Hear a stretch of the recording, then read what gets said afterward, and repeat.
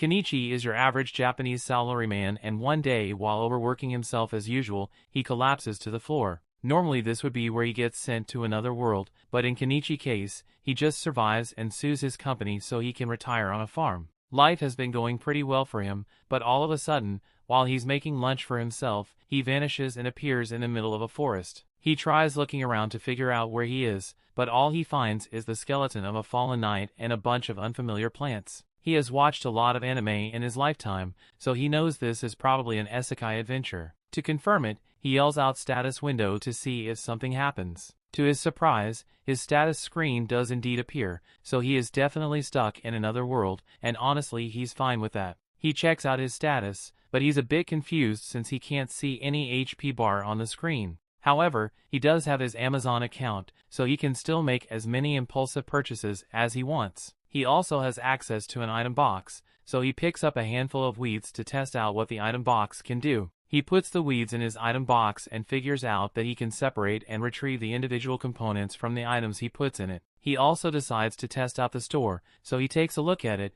but unfortunately he still needs money to buy things. There's a prompt that says he's allowed to trade items in his item box for money, but right now all he's got is a couple of weeds and those aren't worth much. He has literally nothing valuable to trade for money, so at this rate he's probably going to starve. But just then he notices the shiny equipment on the dead knight, and since he's dead anyway, it's not like he needs it anymore. And the first thing Kenichi does is buy some daily necessities and some bread from the store. Afterwards, he buries the knight's skeleton to pay his respects and leaves the area on the new bicycle he bought. He's searching for some kind of settlement so he can talk to some people and earn some money, but he has no idea where he is. For now, he decides to just set up camp for the night, since he's not going to find anything today. However, if he doesn't find a city, he plans to resell some of the things he buys from the store to gain a massive profit. If he does that, he should be able to survive and thrive in this world. But there's just one problem. Until now, Kenichi hadn't considered that it would be dangerous out in the middle of the woods. Once night falls, he gets surrounded by a pack of wolves and they don't look like they are friendly.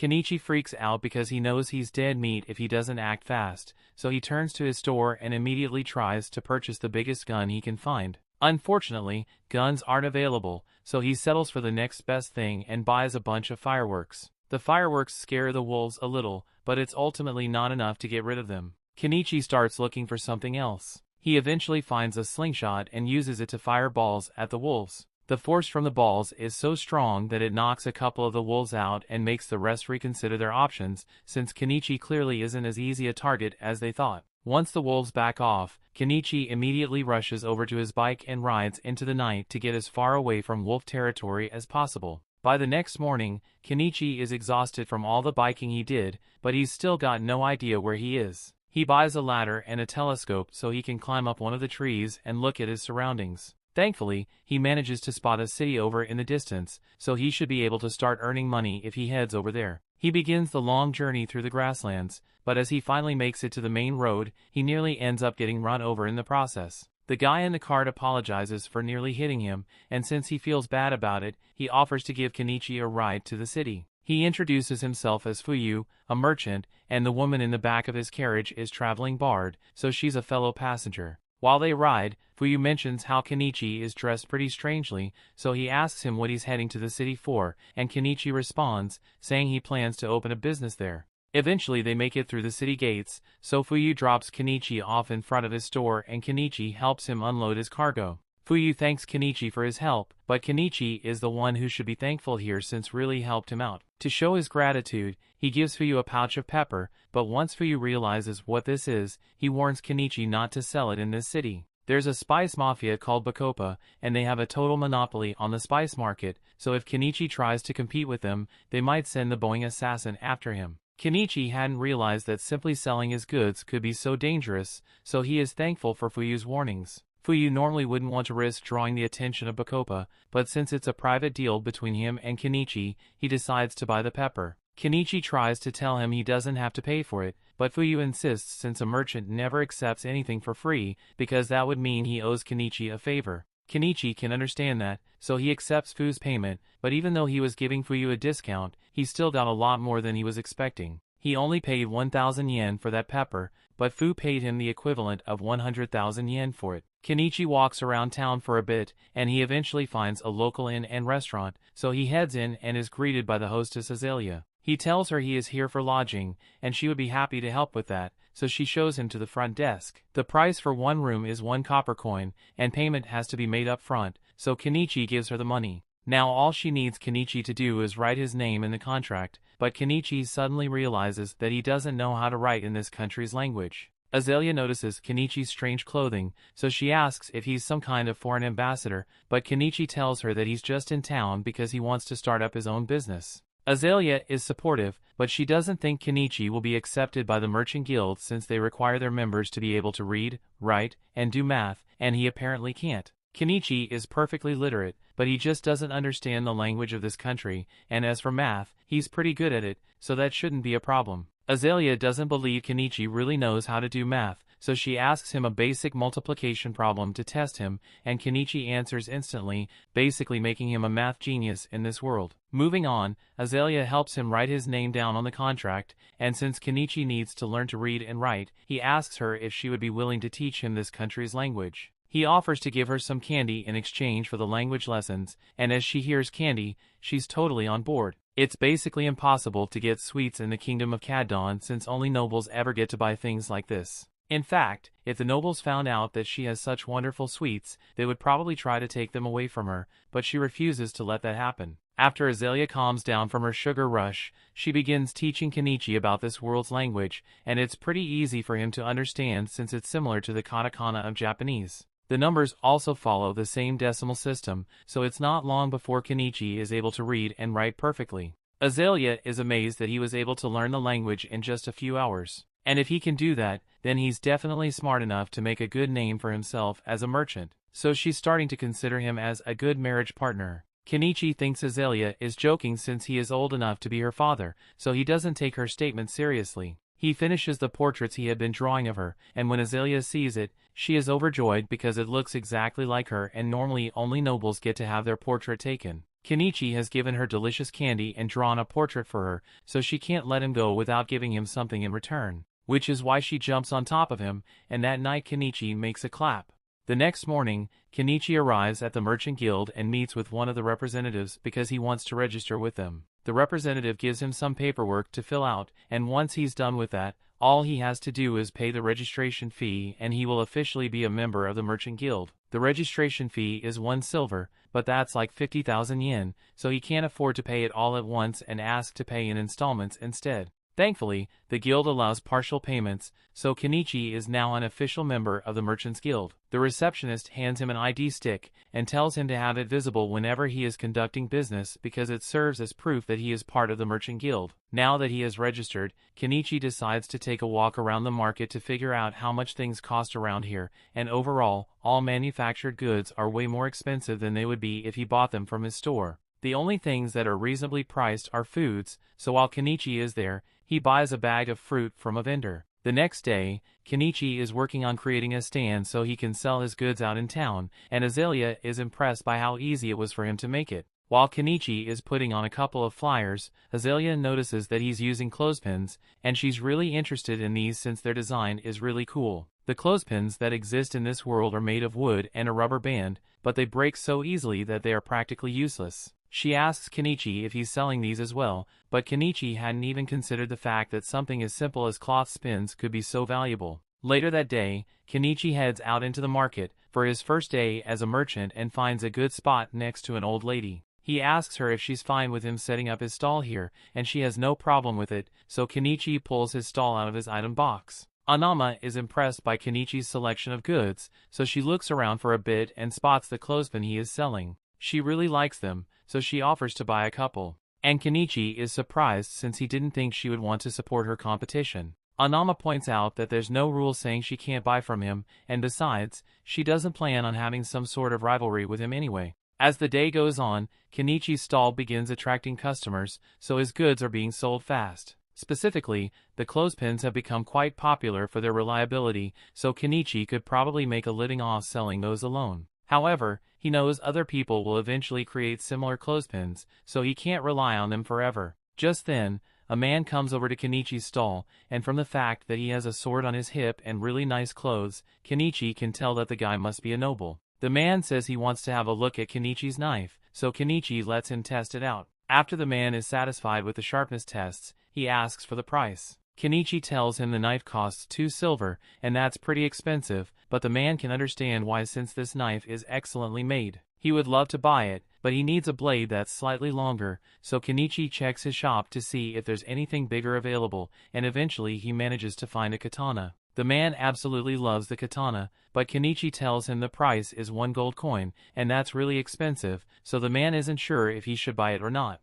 While Kenichi watches the man try to convince himself that the sword is a necessary expense, a cat girl starts sniffing his face and licks him. This is the first time Kenichi has ever seen any beast folk, so he's a little scared at first. But he soon comes down and asks them what they would like to buy. They tell them they want the cloth that he is using to cover his stall, and those originally weren't meant to be sold. But Kenichi is a businessman, so if they want the cloths, then he will sell them the cloth. He tells them 1 cloth costs 3 copper pieces, but since they want to buy 3, he will give them a discount and only charge 8 copper instead. That's a good deal for them, but the beast folk are really bad at math, so they don't understand what Kenichi said at all and assume he's trying to scam them. The nobleman tells the beast folk that Kenichi is telling them the truth, so they don't need to worry about being scammed. So they take his word for it and buy the cloths. The man also decides to buy the sword since it is incredibly well made, so by the end of the day, Kenichi made a really good profit. Meanwhile, elsewhere in the city, a maid who bought Kenichi's clothespins shows them to her master, Primula.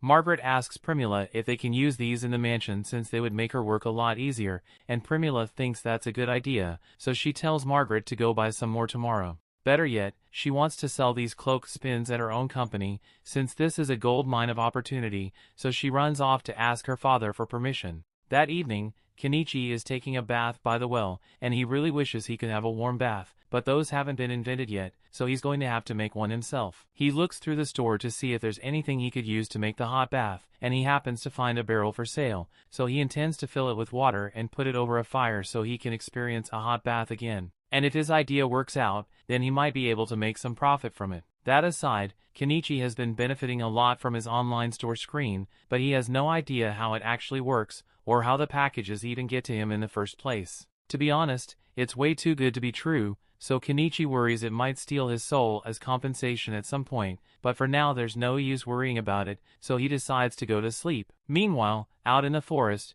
there's a little girl named Anemone, and she's currently on the run. The story continues. We see next day, as Kenichi is setting up his store, he decides to update his inventory a little, so he puts some jewelry up for sale. These aren't valuable gems by any means, but they look pretty, so he should be able to make a decent profit off them. Just then, the maid from yesterday, Margaret, shows up and says she is here to buy some more clothes pins from Kenichi. He asks her how many she wants to buy, and he's surprised to hear that she wants 100, but she has the money for it, so he finalizes the sale. While he is packing up the pins for her, Margaret notices some of the jewels he set out and asks if they are made of real diamonds. Kenichi tells her the jewels are all made from polished glass, but even so, they look really nice, so Margaret asks him to set one aside, so she can come back and buy it later. Business goes on as usual for the rest of the day, but just as Kenichi is about to close up shop for the day, the beast folk from yesterday come back to his shop. They look pretty serious, so Kenichi is worried that they might be here to beat him up. But then Miley gets up close to his face,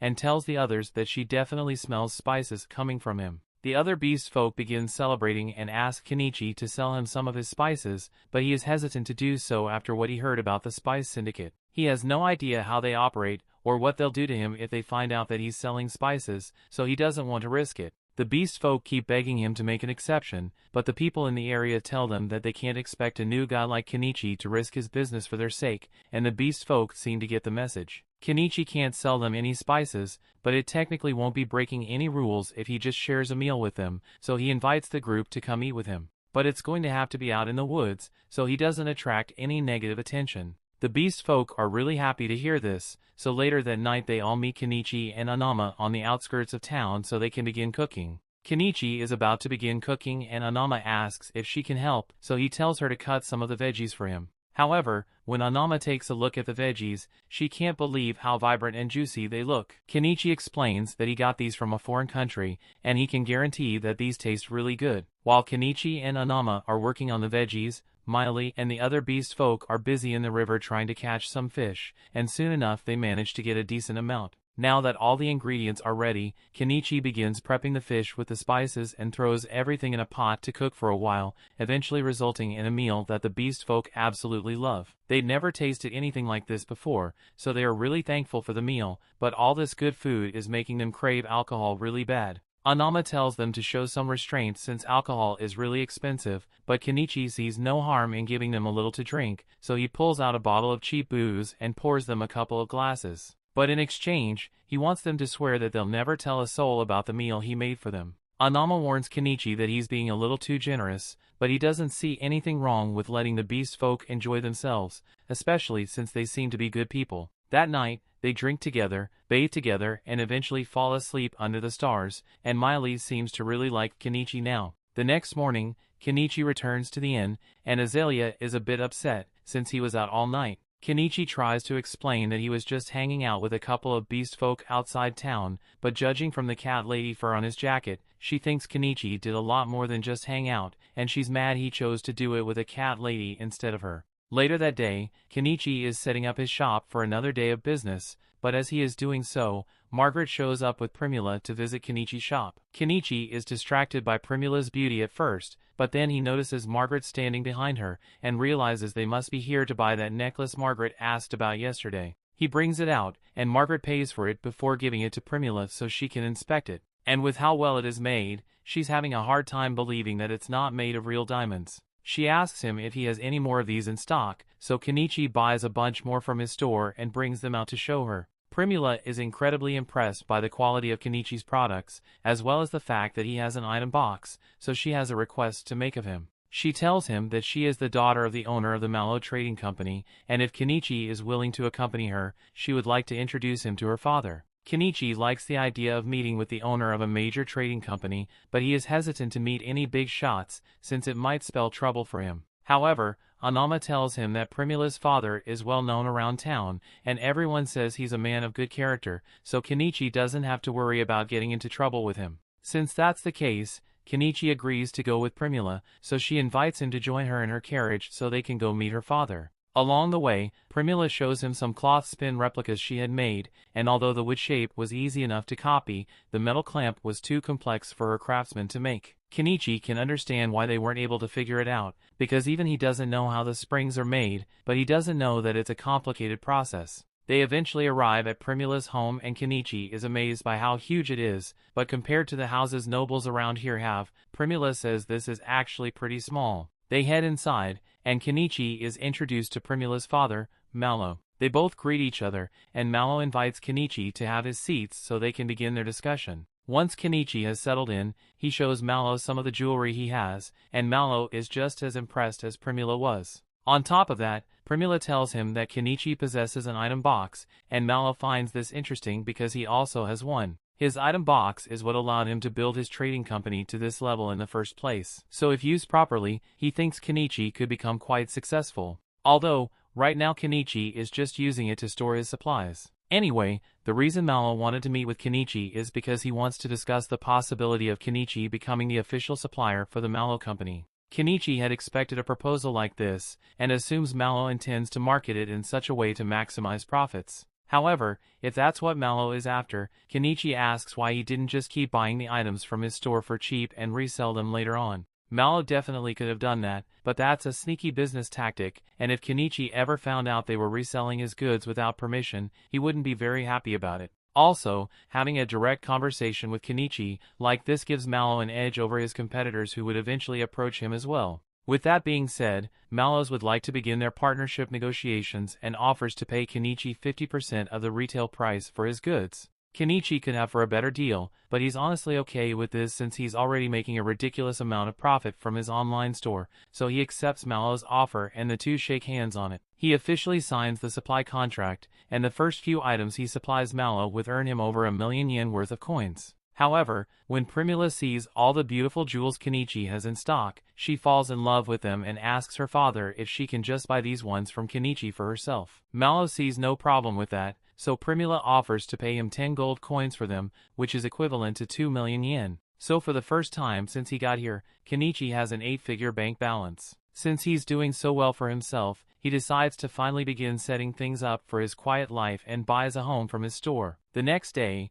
he leaves the city walls and heads out into the forest to look for a good place to set up his home. Before he left, he told Azalea about his plan so she wouldn't be worried, but she thought it was a bit strange that Kenichi was willingly choosing to live out in the dangerous forest instead of staying in the city. Once he finally finds a good spot, Kenichi purchases a weed whacker and begins landscaping the area, but he runs into a problem since even though other things from his store are pretty cheap, fuel is always expensive no matter what world you live in. There's nothing he can do about it though, so he deals with the high cost and keeps working until he has eventually cleared a path for himself to get in and out of the forest. After that, he needs to start working on getting rid of all these trees, so he buys a chainsaw and starts cutting. After several hours of hard work, Kenichi has finally managed to cut through a bunch of the trees in the area, so all that's left is to move them out of the way. However, when he tries to stuff the trees in his item box, it doesn't work. It looks like the trees are too long to fit, so he's going to have to bust out the chainsaw yen and cut them down into more manageable pieces. He eventually shortens the trees into 10-meter logs, and this way he's able to fit them in his item box, so he's almost done with the tree removal. The only thing left to do is pull out all the tree stumps, but that's going to be a lot of work and the sun is already setting, so he decides to come back and finish up tomorrow. The next day, Kenichi returns to the forest to finish the work, but after digging at the stump for a while, he realizes that this is way too much work for a middle-aged man like him. So rather than destroy his back over this, he decides to just buy a backhoe. However, once he actually sees it, he realizes he just spent 1.2 million yen on heavy machinery because he didn't want to do manual labor and he's kind of regretting that. But at the same time, this means he won't have to work as hard, so maybe it was a worthwhile investment. He starts up the engine, but then he realizes that this thing runs on diesel, and his store doesn't sell diesel at all. He starts panicking since it would be a huge waste if he couldn't use the backhoe after he spent so much money on it. He thinks for a second and realizes he could probably make his own diesel if he mixes kerosene and some additives, but when he's about to try it out, he realizes he could destroy the backhoe's engine if he gets the proportions of the mixture wrong. So just to be safe, he decides to test out his mixture on a diesel generator first. After filling it up, he tries turning it on and it seems to work fine, so he knows his homemade diesel will work with the backhoe, so he intends to return tomorrow to finish the job. In the meantime, he needs to do something about all the bugs out here, so the next day, he decides to head to a local magic shop to buy some bug-repellent magic stones. As he enters the shop, the wizard who owns it greets Kenichi and asks him where he's from since he hasn't seen him around here before. Kenichi explains that he's a foreigner who just recently set up a shop in town, and he's here because he wants to buy some bug-repellent stones. The wizard tells him that those stones cost 3 silver coins, but that's really expensive, so Kenichi tries to make a deal and offers to give the wizard 2 oranges if he can lower the price. The wizard has never seen oranges before, so he thinks they must be some kind of exotic fruit and agrees to give Kenichi a discount because of it. Later that day, Kenichi goes to talk to Anama, and she tells him that the wizard is a really knowledgeable guy, so he's a good person to have as a friend. Pretty much the exact opposite of the wanted criminal Shaga, whose wanted posters have been hung up all across town. He's the leader of a notorious bandit group, so the reward for his capture is pretty big. In fact, that night Shaga organizes a raid on a carriage full of slaves that were being transported, and who knows what he plans to do with him. The next day, Kenichi heads back into the forest so he can finally use his backhoe, and he no longer regrets his purchase because not only is it making his work a lot easier, but it's also really fun. Now, nothing can stop him from fulfilling his dream of living a quiet life in the woods. But after spending so much money on the backhoe, he's dangerously close to being broke, so he's going to have to put a hold on any further construction progress. The story continues. We see a little while later, Kenichi goes to meet with Mallow and Primula again in hopes of selling them some salt and sugar for a good profit. Mallow tests the sugar, and he is certainly pleased with its quality, but he can't actually buy it off Kenichi. The state reserves all rights to sugar and salt, so Mallow would get in trouble if he purchased it from an unauthorized source. However, on the bright side, those jewels Kenichi sold him before are selling like crazy, so Mallow would like to purchase more of those immediately. The extra jewels Kenichi just sold earned him 15 gold coins, which is roughly 3 million yen. so now he has enough money to finally purchase that log cabin he found in his store. He honestly still can't believe that there's a whole cabin for sale in his store, and for only 1.7 million yen too. It almost sounds too good to be true, but Kenichi isn't going to miss out on the deal, so he buys the log cabin. Unfortunately, the cabin must have been sourced from Akiha, because when he purchases it, he gets buried in a pile of wood planks and some instructions that he doesn't know how to follow. He takes a moment to read over the instructions manually, and just as he had feared, assembling this thing is going to be a major pain in the ass to do. But he has already paid for it, so he has no choice but to get it over with. As Kenichi begins building, the beast folk from earlier happen to be passing by, and as a show of gratitude, they decide to help Kenichi out with his construction.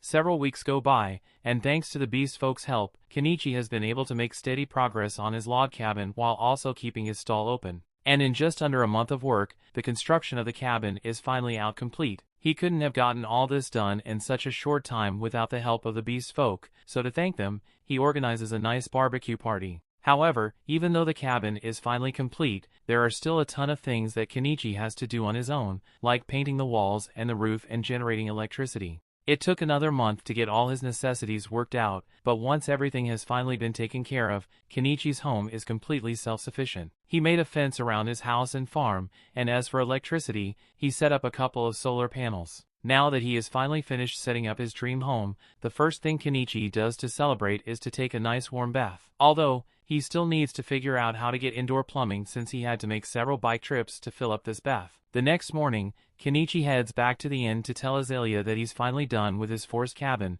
so he won't be staying at this inn anymore. Azalea is a bit surprised since she didn't think Kenichi was serious when he said he wanted to build a house out in the forest, but she's also happy that he could achieve one of his goals, even if it means she won't get to see him as often anymore. The day after that, Kenichi wakes up in his cabin, and since the weather is so wonderful, he decides to go out and take some photos of the local flowers. However, his little joyride is cut short when he nearly gets shot by an arrow. Kenichi is so surprised that he falls off his bike, but more arrows are fired at him, so he ducks for cover behind a tree. The ones firing the arrows are seen to be some new beast folk that happens to live in the forest, and in their defense they were out here hunting, so they instinctively attacked him. But even after realizing that Kenichi is the human who built a house in this forest, they don't care and decide to kill him anyway. Kenichi has no idea why these beast folk are attacking him, but he's not going to sit back and let them do as they please, so he reaches into his inventory and pulls out his slingshot to return fire. The beast folk get a little spooked since they weren't expecting the weak human to fight back, and they start reevaluating their choices once Kenichi throws fireworks at them and pulls out his excavator. The beast folk have no intention of waiting around to see what that thing can do,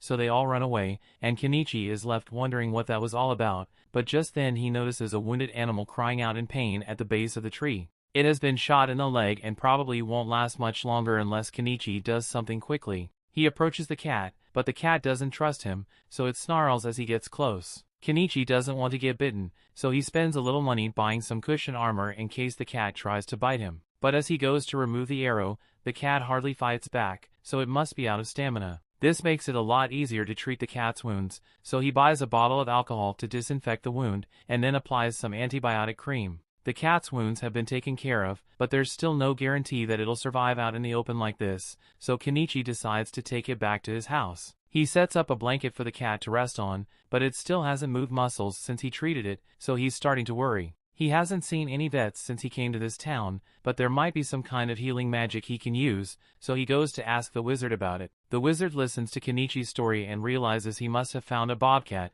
but he doesn't understand why Kenichi would want to bother healing it, since he could easily kill it and sell its fur for a good profit. The wizard isn't going to be of much help, so Kenichi heads back outside, and as he does so, Miley happens to be passing by, so she jumps on him and starts sniffing around. She smells the scent of a bobcat on him, and her people see bobcats as messengers of God, so she's really excited and wants to see it for herself. She follows Kenichi back to his house, and as soon as she sees the bobcat, she can already tell that its injury was caused by the dog beast folk, so she swears to make them pay. In the meantime, the bobcat seems to be doing a bit better, but it keeps trying to lick its wound, so Kenichi is forced to stick a cone on its head. Miley is impressed by how capable Kenichi is when it comes to healthcare, so she asks him if he's a doctor, but he says he just knows a bit of first aid. Miley wants to thank Kenichi for saving the bobcat, so she goes outside and does a little quick hunting to get Kenichi some bird meat, and once she brings her catch back, Kenichi grows it for their dinner. After eating, Miley is exhausted,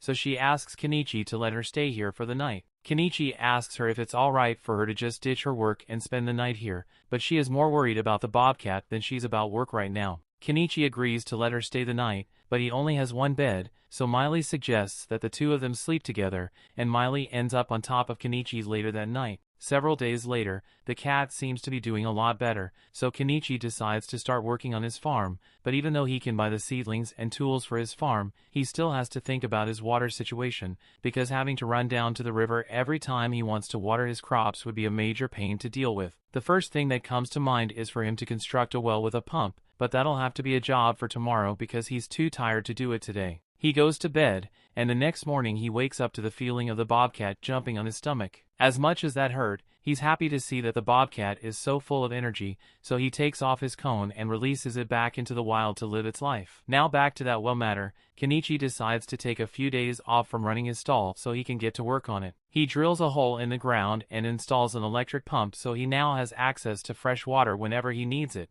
To celebrate, he starts filling up his bath so he can take a soak, but all of a sudden he hears Primula call out to him. He's surprised to see her here, so Primula explains that he didn't open his shop today, so she got a little worried and Miley told her about his log cabin, so she decided to visit him. She's impressed that Kenichi was able to build all of this on his own, but then she notices the giant excavator next to his house, so she asks him about it. Kenichi doesn't want to have to explain how that thing works, so he just says it's his summoned familiar to keep it simple. Primula totally believes him, but now she thinks Kenichi can do magic, so he asks her to keep this a secret when she gets back home. Speaking of which, at this time of day, the city gates must have been closed already, so Primula won't be able to get home anymore. Primula was already aware of that, which is why she intends to spend the night with Kenichi, and even when Kenichi warns her that he only has one bed, she still insists that it's fine. Just then, she notices the barrel behind him, so she asks what it's for and Kenichi explains that it's a hot bath, so Primula gets excited and asks to try it out. By nightfall, Kenichi has warmed up the bath, so Primula gets in, and she absolutely loves the warm feeling. But the fact that she's in the middle of the woods makes her feel a little uneasy, so she starts calling for Kenichi. Kenichi tells her he's sitting right on the other side of the wall, but Primula says she would feel better if she could see him face to face. After she's done with her bath, Kenichi gives her a bathrobe to change into, and she's in love with how warm it feels, so she asks Kenichi if he can sell it to her. Kenichi tells her it's not for sale, but she keeps pleading with him, so he ends up agreeing to sell her a couple of bathrobes. Kenichi then gives her a nightgown to change into for bed, and Primula can hardly believe the variety of wonderful products Kenichi has on hand, so she's sure he will become the greatest merchant in the kingdom if he tried. However, Kenichi isn't interested in such a goal since it would cause a lot of trouble for him if he caught the attention of the nobles in the area. All he wants is to live a quiet life and earn enough money to be comfortable, so Primula promises him that she will do whatever she can to help him maintain his quiet life. A little while later, they go to bed, but Kenichi doesn't want a repeat of what happened with Miley, so he decided to just buy a second bed for Primula for the night to avoid any funny business. Meanwhile, over in the outlaws' camp, Shada seems to have received a job from someone really important, so this could spell trouble in the future. The next morning, Kenichi takes Primula back home, and while he's there, he decides to talk with Mallow about those bathrobes Primula asked about. Mallow is intrigued by the strange fabric, so he thinks it will sell really well. And since they are on the topic, Kenichi decides to bring up the possibility of selling something a little more spicy. Primula certainly seems interested, but Mallow shuts that idea down immediately. Just then, Margaret comes into the room to bring Mallow the ledgers he had requested, and since Kenichi seems a bit curious, Mallow explains that he is in the process of rewriting all the old ledgers, because the Empire has just come up with a brilliant new system for tracking sales called double-entry bookkeeping. Kenichi has taken aback since the double-entry system was common back in Japan. This also leads him to recall something Mallow had said about the Empire's influence spreading faster thanks to the new inventions of a particular man. In fact, Mallow was just about to go test one of the latest inventions from that man, and to Kenichi's surprise, it was a pitcher pump. He already had his suspicions before this, but for someone to invent a pitcher water pump so easily would require prior knowledge of how it works, meaning there might be someone else in this world who was sent here from Japan, and Kenichi is slightly worried since he now has competition. Over the next few days, Primula would occasionally visit Kenichi and spend the night at his place, but tonight is special because she's going to be traveling for a supply run tomorrow, so she won't be able to visit for a while. She asks Kenichi if he still has that spicy nightgown because she'd like to buy it from him, so Kenichi asks if there's a guy she's trying to seduce, and Primula answers saying he's the one she's after. Kenichi doesn't know how to respond to that, but he doesn't think it's right for him to have that kind of relationship with Primula, especially since he's friends with Malo. And there's no way Malo would agree with Primula getting involved with an old man like him. However, Primula tells Kenichi that she already got her father's approval, so that won't be a problem. Even so, Kenichi still has way too many things going on right now, so he can't handle a relationship right now and asks Primula if she would be willing to put the relationship discussion on hold for a while. Primula understands, but she said she would like to share the same bed as Kenichi at least once before she leaves, even if it's just to sleep next to him. The next morning, Kenichi gets an unexpected visit from a knight, and it turns out to be the guy he sold a sword to last time. His name is North Pole, and he was sent out here to investigate because there have been reports of a strange old man living in the woods. But since he already knows Kenichi, he can report back that nothing sinister is going on here. But before he leaves, he tells Kenichi about some interesting news he heard recently. There's a mage in the Empire who created this wonderful condiment called mayonnaise, and he somehow defeated a dragon with it. There's no doubt in Kenichi's mind that this mysterious man must have come from Japan, and with everything he has accomplished so far, Kenichi is feeling really outclassed here. The story continues. Still, it's not like he's going to run into this guy anytime soon, so the next month goes by without issue. Kenichi is sitting at his stall one afternoon when he realizes that Primula's supply run caravan should be returning soon, so he plans to visit her later today. However, just then, he hears a massive commotion in the town square, so he gets up to go see what it's about. Apparently, a caravan was attacked by bandits, and everyone aboard the caravan was kidnapped, including Primula. Malo is seen begging the adventurers in the streets to help rescue his daughter, but since the bandit who kidnapped her is the infamous outlaw Shaga, no one wants to risk going up against him, and it will take days before the Knight's Order can organize a rescue mission under those circumstances. Meanwhile, Primula gets locked up in a cage by Shaga and his goons. She is still unharmed for now, but that's just because Shaga plans to sell her off as some sick nobles for extra money, and her chances of escaping on her own are practically zero. Malo knows it's only a matter of time before Primula faces a terrible fate, so he is really desperate to save her and turns to Kenichi to beg for help. Now Kenichi is in no way capable of fighting, but he cares about Primula a lot, so he ends up agreeing to do something about the situation. However, he doesn't have enough funds on hand to pull it off, so he tells Malo he's going to need some money to make his preparation. Without hesitation, Malo hands over a bag of gold coins, as he is willing to give Kenichi every coin he owns as long as he can bring Primula back safe and sound. He tells Kenichi that Shaga's base of operations is in the ruins 50 kilometers west of Dahlia, and that's quite the distance, so Kenichi is going to have to get himself a ride. He looks through the cars available in his store and ultimately decides to buy a truck, but before he does, he warns everyone that he's about to use summoning magic, so they should all back away. He then does this silly little chant to trick everyone into thinking this is actually summoning magic, and once his truck appears, he climbs on top and asks if there's anyone willing to come fight with him. Shaga has a massive bounty on his head, so if they manage to take him down, there's going to be a huge reward for everyone involved. However, as enticing as that sounds, no one takes Kenichi up on his offer since Shaga is too much of a threat.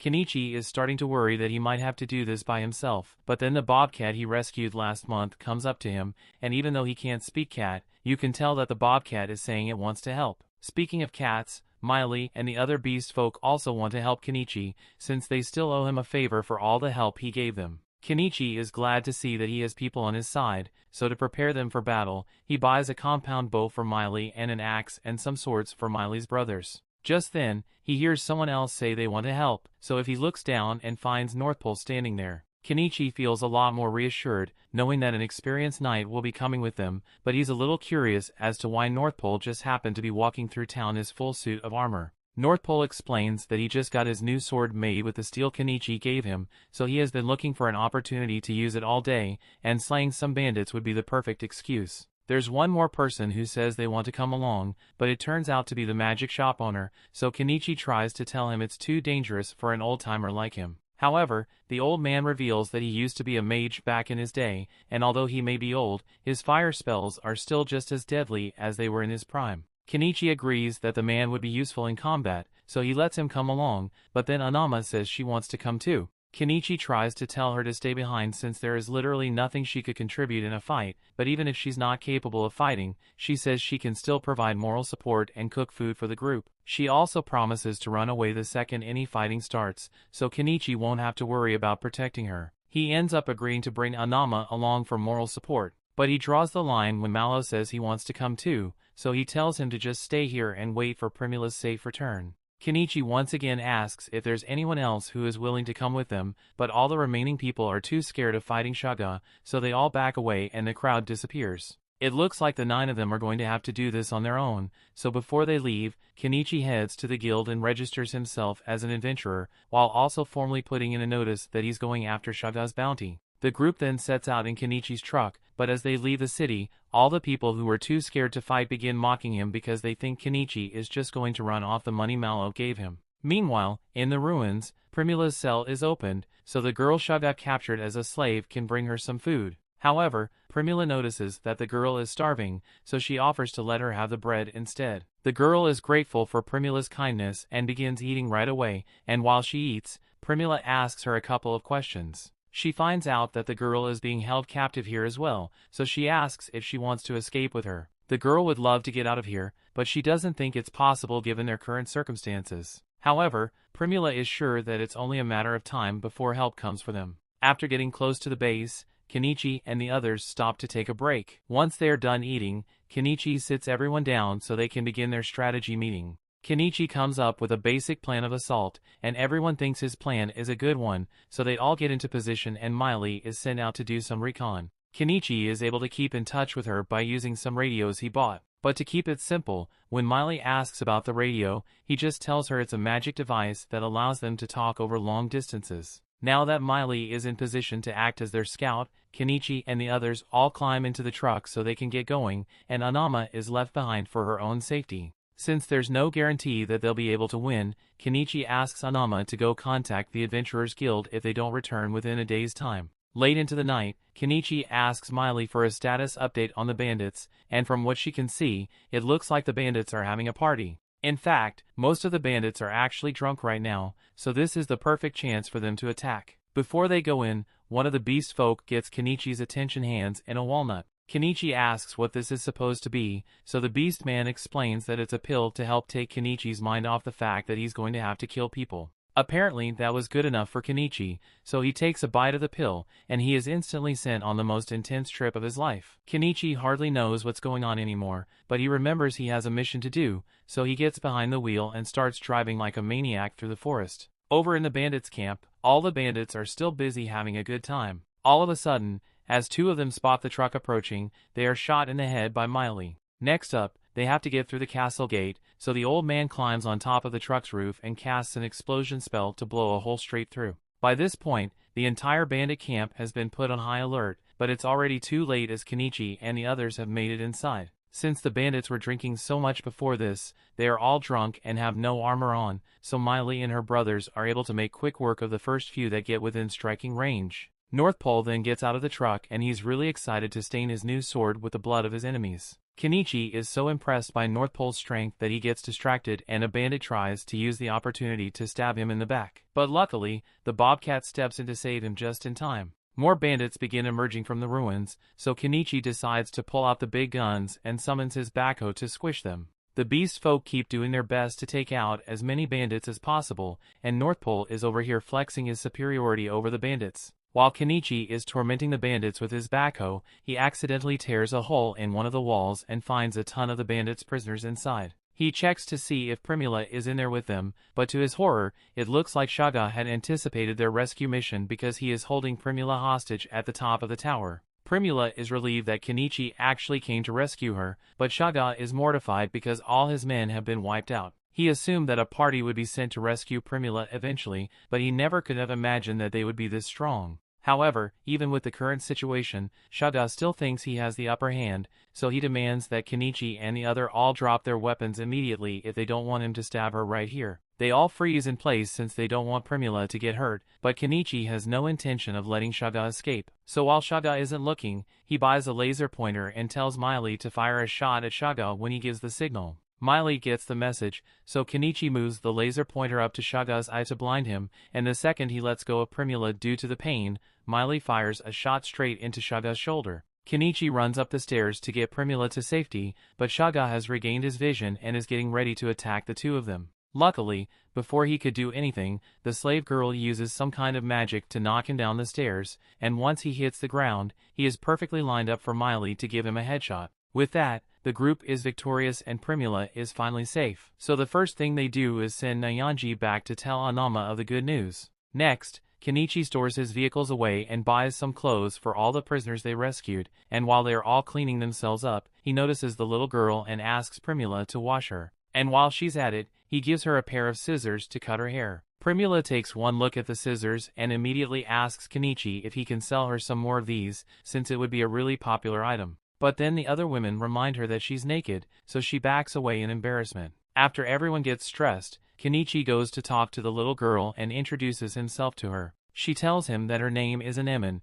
and she has an important letter to hand over. It's a letter docs saying the noble who was funding all of Shaga's kidnappings, and North Pole promises to make sure said noble faces punishment for his crimes. With that, this incident is officially over and it looks like they'll be able to make it back to Dahlia safely. But first, everyone is really tired, so they all live asleep for the night. The story continues. We see in the morning, Kenichi drives everyone back to town, and the people in town are eagerly waiting to see if Kenichi managed to succeed after all. As his truck pulls up to town square, Primula gets out and runs into her father's arms because she's glad to see him again. But while they are having their reunion, Mallow notices that the dress Primula is wearing is of really good quality, so she proudly tells him that Kenichi is the one who gave it to her, and they both have the same idea. Speaking of Kenichi, Mallow still hasn't properly thanked him, so he goes up to Kenichi and tells him he is truly grateful for his help getting Primula back. While he's here, Mallow also asks Kenichi if he managed to recover all the goods from Shaga and his crew,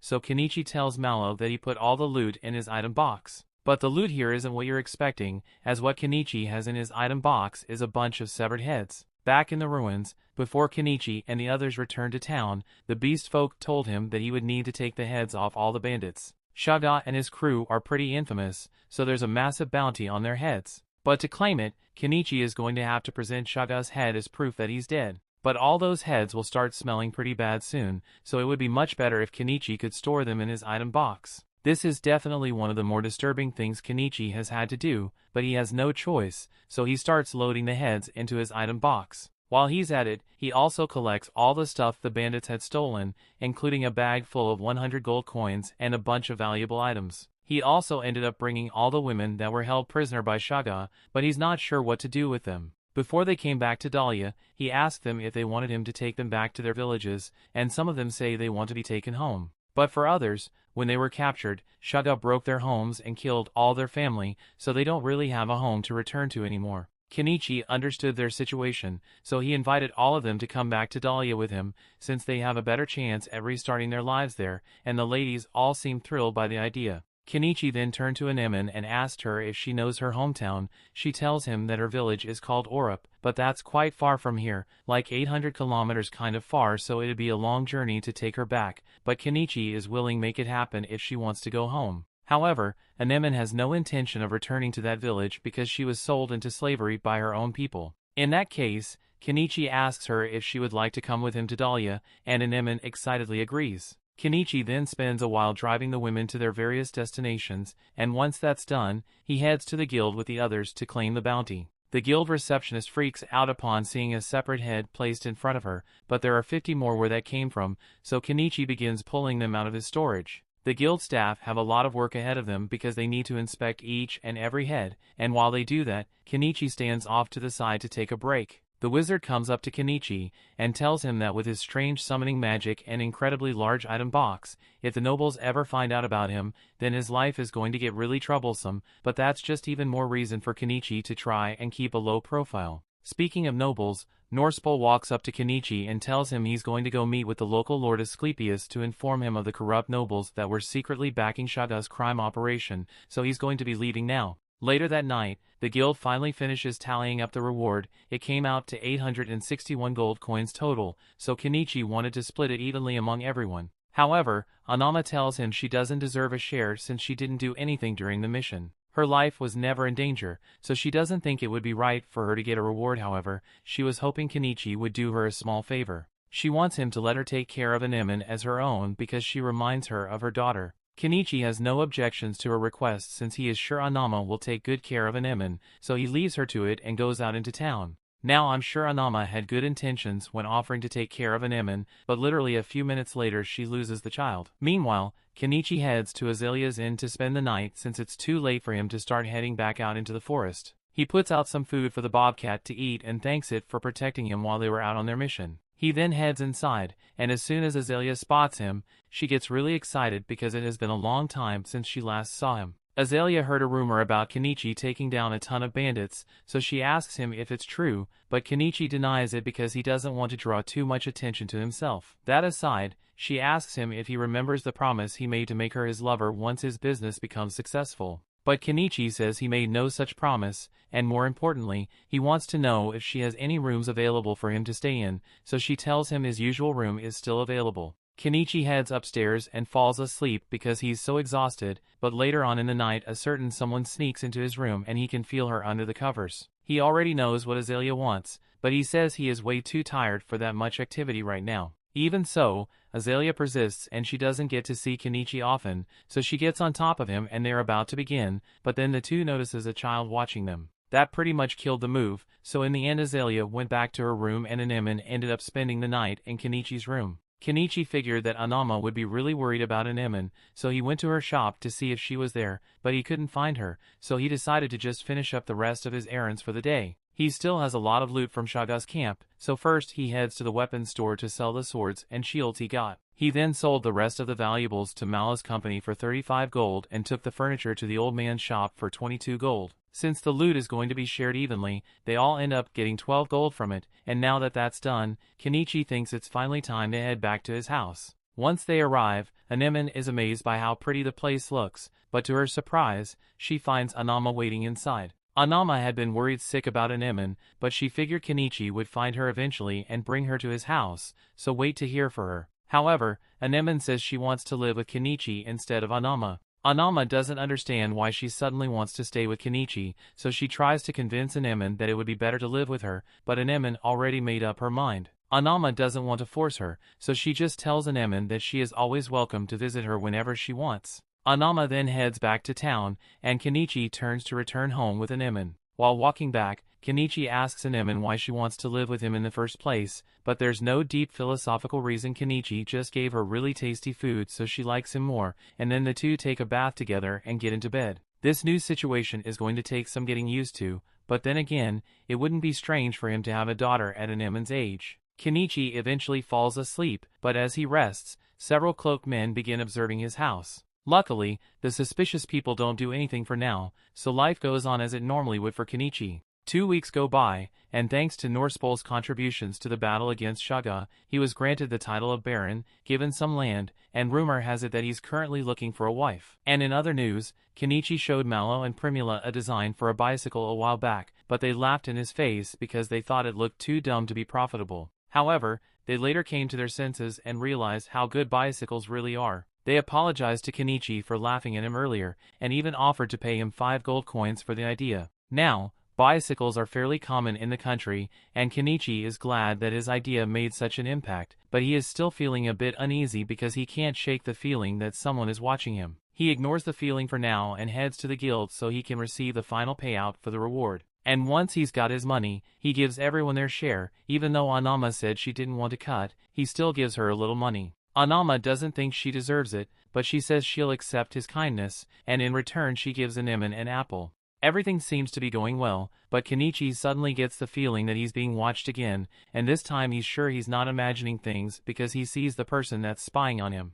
This could be bad, so he takes Anemone's hand and tries to get out of the area, but he soon realizes he is being followed by more cloaked people. It's backed into a corner, so his only option is to run into the alleyway to get away. However, at the end of the alley, he finds himself blocked in by a carriage. The cloaked men catch up to him and say their boss wants to meet him alive, so if he cooperates with them, it won't have to hurt him. Kenichi doesn't have much of a choice here, so he pretends to comply with their orders, but just before they load him into the carriage, he pulls out some firecrackers from his inventory and throws them at the cloaked men and in the carriage. This provides enough of a distraction for him and Anemone to crawl under the carriage, and now that he has created some distance, he pulls out a crossbow and points it at the men. He threatens to shoot them if they don't leave him alone, and since the kidnappers don't have any long-range weapons of their own, they are forced to flee. Kenichi is relieved that he managed to get away, and a few moments later Malo shows up in his carriage because he heard the commotion. He offers to give Kenichi and Anemone a ride, and while riding together,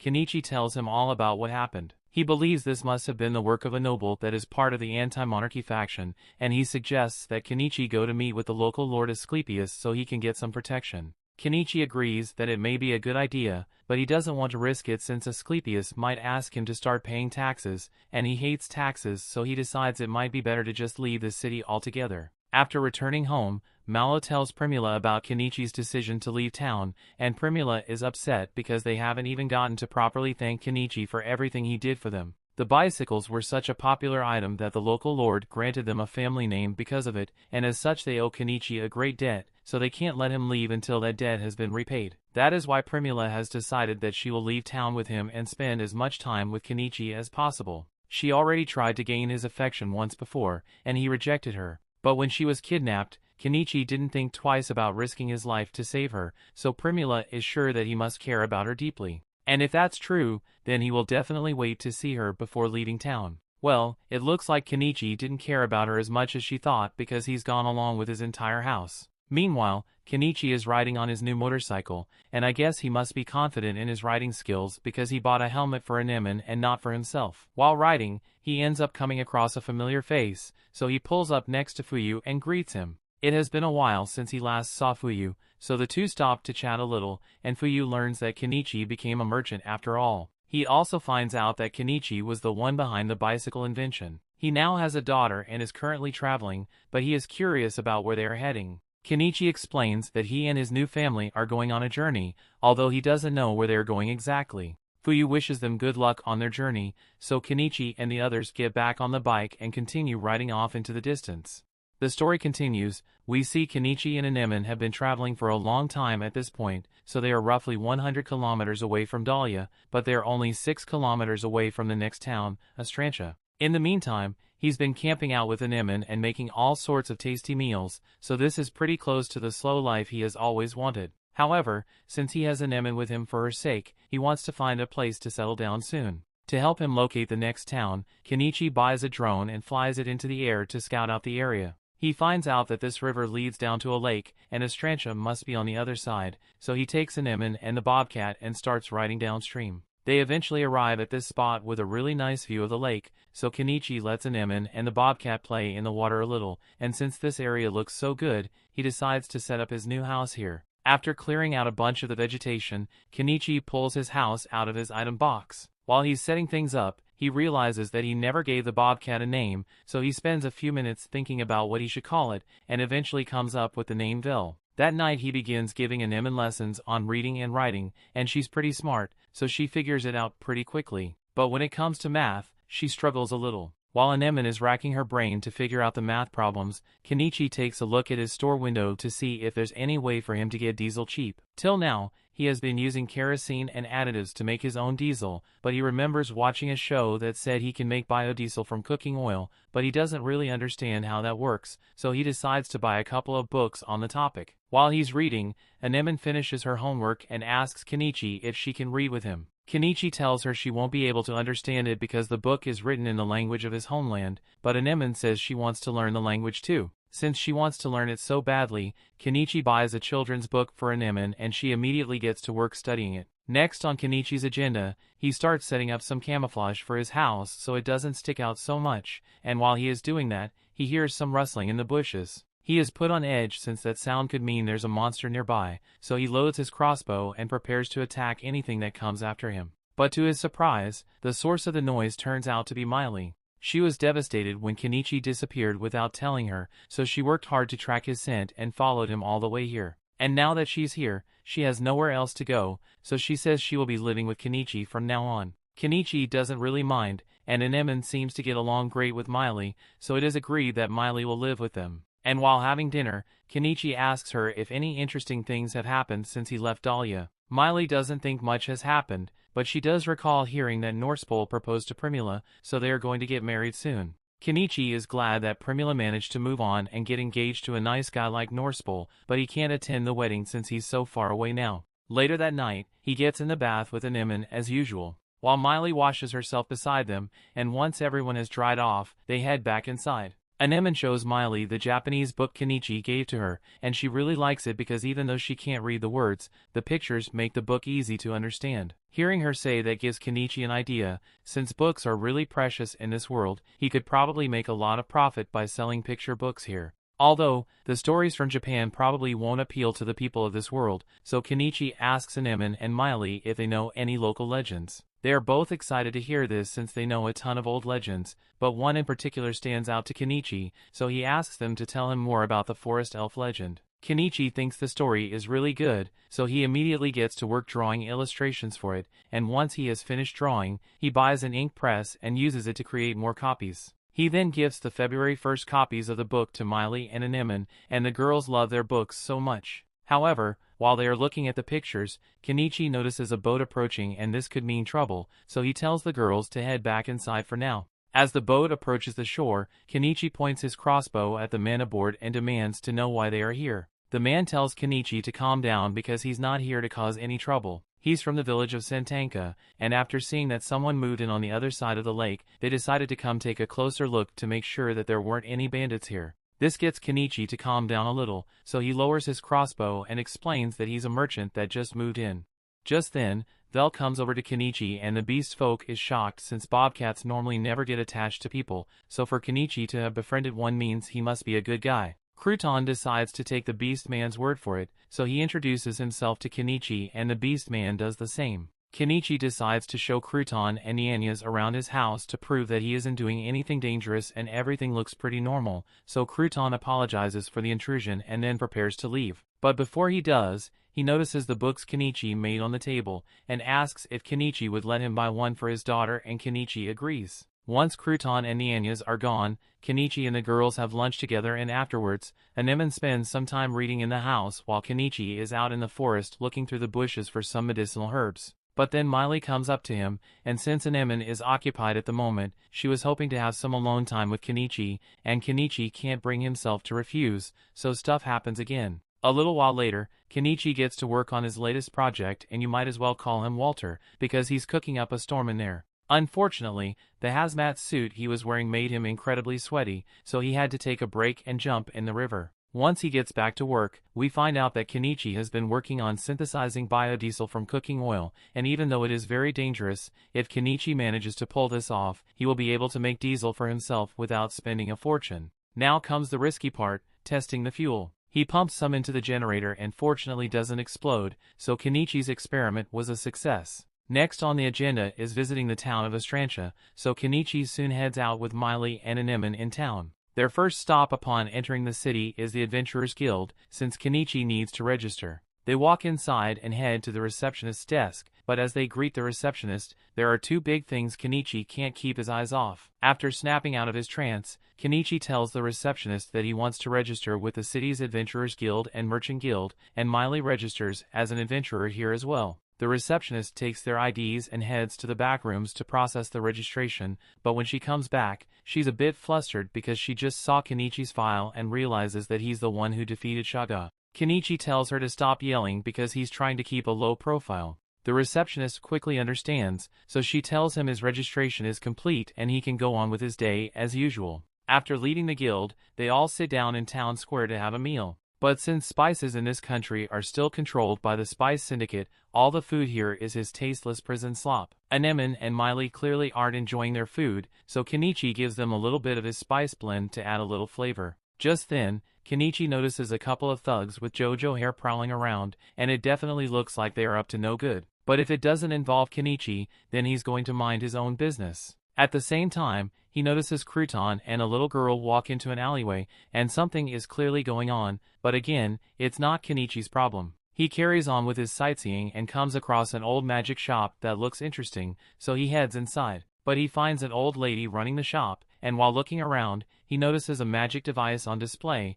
so he asks her what it does. Granny is more than happy to demonstrate its function, so she pours some water into one compartment and a lot of wine into the other. And as a result, all the water is separated out of the wine. The first thing that comes to Kenichi's mind after seeing this is that he can use it to produce his diesel without having to shave years off his life from chemical inhalation. He tells Granny he wants to buy the magic device, and she's shocked because no one ever actually offers to buy anything here. But Kenichi is a paying customer, so how could she refuse? It looks like Anemone also found something she likes because she shows Kenichi a book she picked up. Granny explains that the book is a grimoire, and as soon as Kenichi hears that, he says he wants to buy the book as well. He can't guarantee that you will be able to use it, since you need a certain level of magic power to actually use magic. After purchasing the book, he immediately wants to start reading it with Anemone, but Granny stops them because grimoires need to be registered before customer is allowed to take, so Kenichi will have to come back for it in a week. Kenichi is fine with waiting, so he and the others leave to continue looking around town.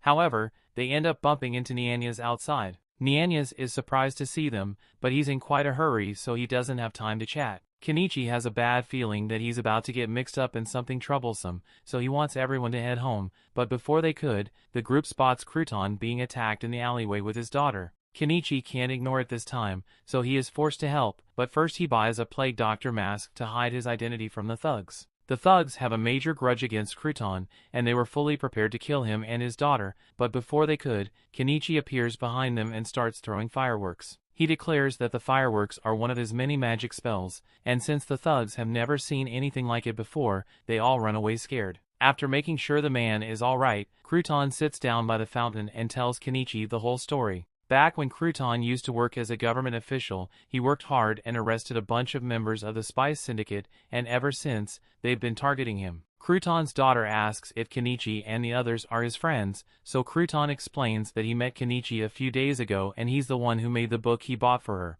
Mary gets excited after hearing that her favorite book was made by Kenichi, so she starts thanking him for it. But Anemone gets a little jealous, so she mentions that she helped make the book as well, so Mary thanks her as well and asks if they can make a book together sometime, and Anemone says she would love to. Kenichi is glad to see that Anemone finally has a friend the same age as her, and a few days later, Crouton and his wife brought Mary to visit Kenichi and Anemone. This is the first time they had guests, so Kenichi prepared a meal for all of them to enjoy, and from there it became a daily thing for all of them to hang out with each other while Mary and Anemone played together. However, one day Mary didn't show up like she usually does. Instead, a desperate Crouton came begging Kenichi for his help. He tells Kenichi that Mary got sick with one of this nation's diseases, and most children who contracted don't even survive one night, so he needs to do something to help her soon. He is willing to pay every coin he owns if it means Mary will survive, but he can't afford to hire a mage to cast healing magic on her, so Kenichi is his only hope. Kenichi isn't going to just stand by while Anemone's friend is suffering,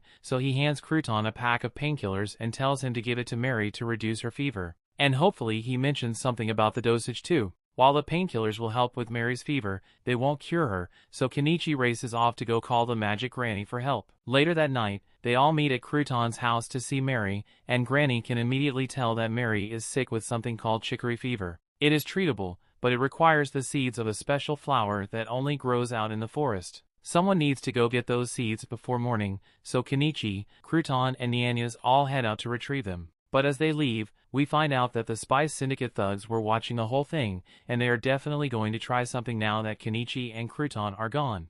The story continues. We see Kenichi and the others soon arrive at the river where the chicory flower seeds can be found, so he pulls out an inflatable raft and rows out into the water so he can get a seed. It doesn't take long for him to find a bunch of the flowers, so he picks one of the flower seeds and hands it to Crouton, who is incredibly thankful for all his help. But they haven't completed their mission yet because they still need to get this seed back to Mary so she can be cured, and they've got another problem on their hands. Nianyas senses something approaching and it turns out to be a pack of black wolves, but it's too late to retreat because they've already been surrounded. Kenichi has dealt with the black wolves before, so he buys 2 swords and hands them to Crouton and Nianyas. What's important right now is that Mary gets that medicine, so he tells them to run back to the house as fast as they can while he holds the wolves off. He then begins throwing fireworks to get the wolves' attention and lead them away from Crouton, but a small group of wolves breaks off from the pack and corners Crouton and Nianyas. Kenichi realizes Crouton and Nianyas are in danger, so he rushes back over to help as quickly as he can.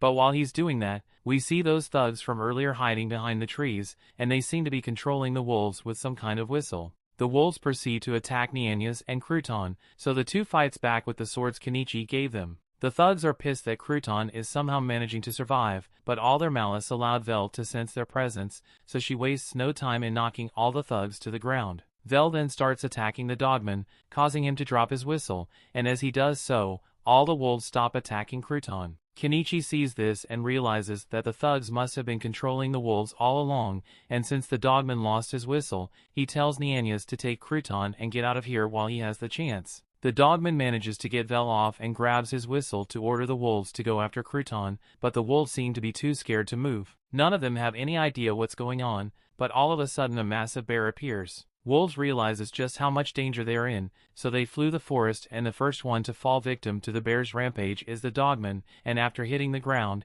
he definitely looks dead. The bear then switches its target and goes after Kenichi instead, but Vel stands in its way and then proceeds to scratch up the bear's face. Kenichi thanks Vel for the help and then pulls out more fireworks to try and scare off the bear. This is 10 times the usual amount, so Kenichi is sure it will get the beast off his tracks. But to his surprise, the bear actually eats the fireworks, resulting in a massive explosion inside its mouth. While the bear is still stunned from all the fireworks, Kenichi takes the opportunity to bring down this heavy machinery and whack the bear in the face to finish it off. Now that the bear is dead, Kenichi stores his body in his inventory as well as his backhoe, and he's glad he made it out of that fight alive, but he still had to think about what to do with the unconscious dogman. A little while later, Kenichi returns to Crouton's house to see if Mary is doing better, and thanks to the medicine he got, she's going to make a full recovery, so Crouton and his wife are deeply grateful to Kenichi. Kenichi isn't the type to go around saving others, but he has to admit that helping out her made him feel pretty good about himself. Just then, he remembers that he has something important to discuss with Crouton, so he asks to speak with him privately for a minute. The two of them head outside, and Kenichi tells Crouton that he managed to make a deal with the dogman in the woods. He bandaged the dogman up so he wouldn't die of his wounds, and in exchange, he had the dogman promise that he would never harm Crouton or his family again. The dogman agreed to the terms, although he has no control over what the rest of the thugs do, since there are a lot of them who hold major grudges against Crouton, so they will surely continue coming after him, although it might be a different story if Crouton were to leave this town. Kenichi tells Crouton that it might be a good idea to leave this town since it would ensure that no one comes after him or his family again. Crouton admits that leaving would be the best option, but he literally has nowhere to go, and he can't go to Dahlia since the Spice Syndicate operates over there as well. Kenichi thinks about it for a minute and comes up with a good solution to Crouton's dilemma. Kenichi happens to know a knight named Norspol, who just became a baron, and as such he is currently recruiting people to live on his lands. So if Kenichi writes a letter to Norspol telling him all about how great Crouton is, then he would be sure to let Crouton move in.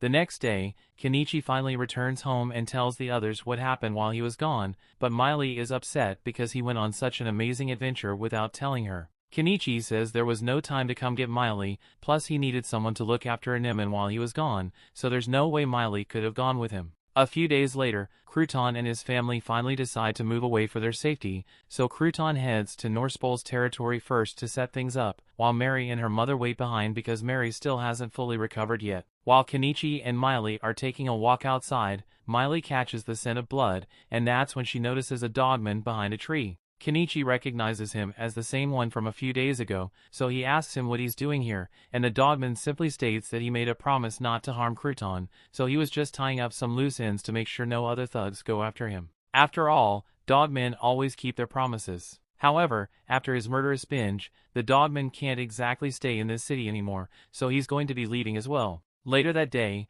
Kenichi heads into town to sell the bear he killed at the guild. The man in charge of dissection is amazed that Kenichi was able to defeat a tusk bear on his own, but Kenichi says he just got lucky. Anyway, he would like to keep the meat and the magic stone on the bear to himself, and he wants to sell the rest to the guild. The man says he understands, but with how big the bear is, it's going to take him a long time to finish dissecting it, so he asks Kenichi to come back in the evening. Kenichi is fine with waiting a little, and since it's still only midday, he decides to head home and finish up one of his projects. But as he walks past a shop, there's a familiar face inside and it seems like she's looking for someone important to her. Back at Kenichi's house, he finally gets around to using that artifact he bought to make his biodiesel, and after a lot of chemistry that would probably blow your house up if you tried it, Kenichi is finally able to create what he believes to be pure diesel for his engines. Now the only way to know for sure if it worked is to test out his generator, and when he turns it on, the generator doesn't explode, so his experiment was a success. With this method, he was able to make a liter of diesel for only 300 yen,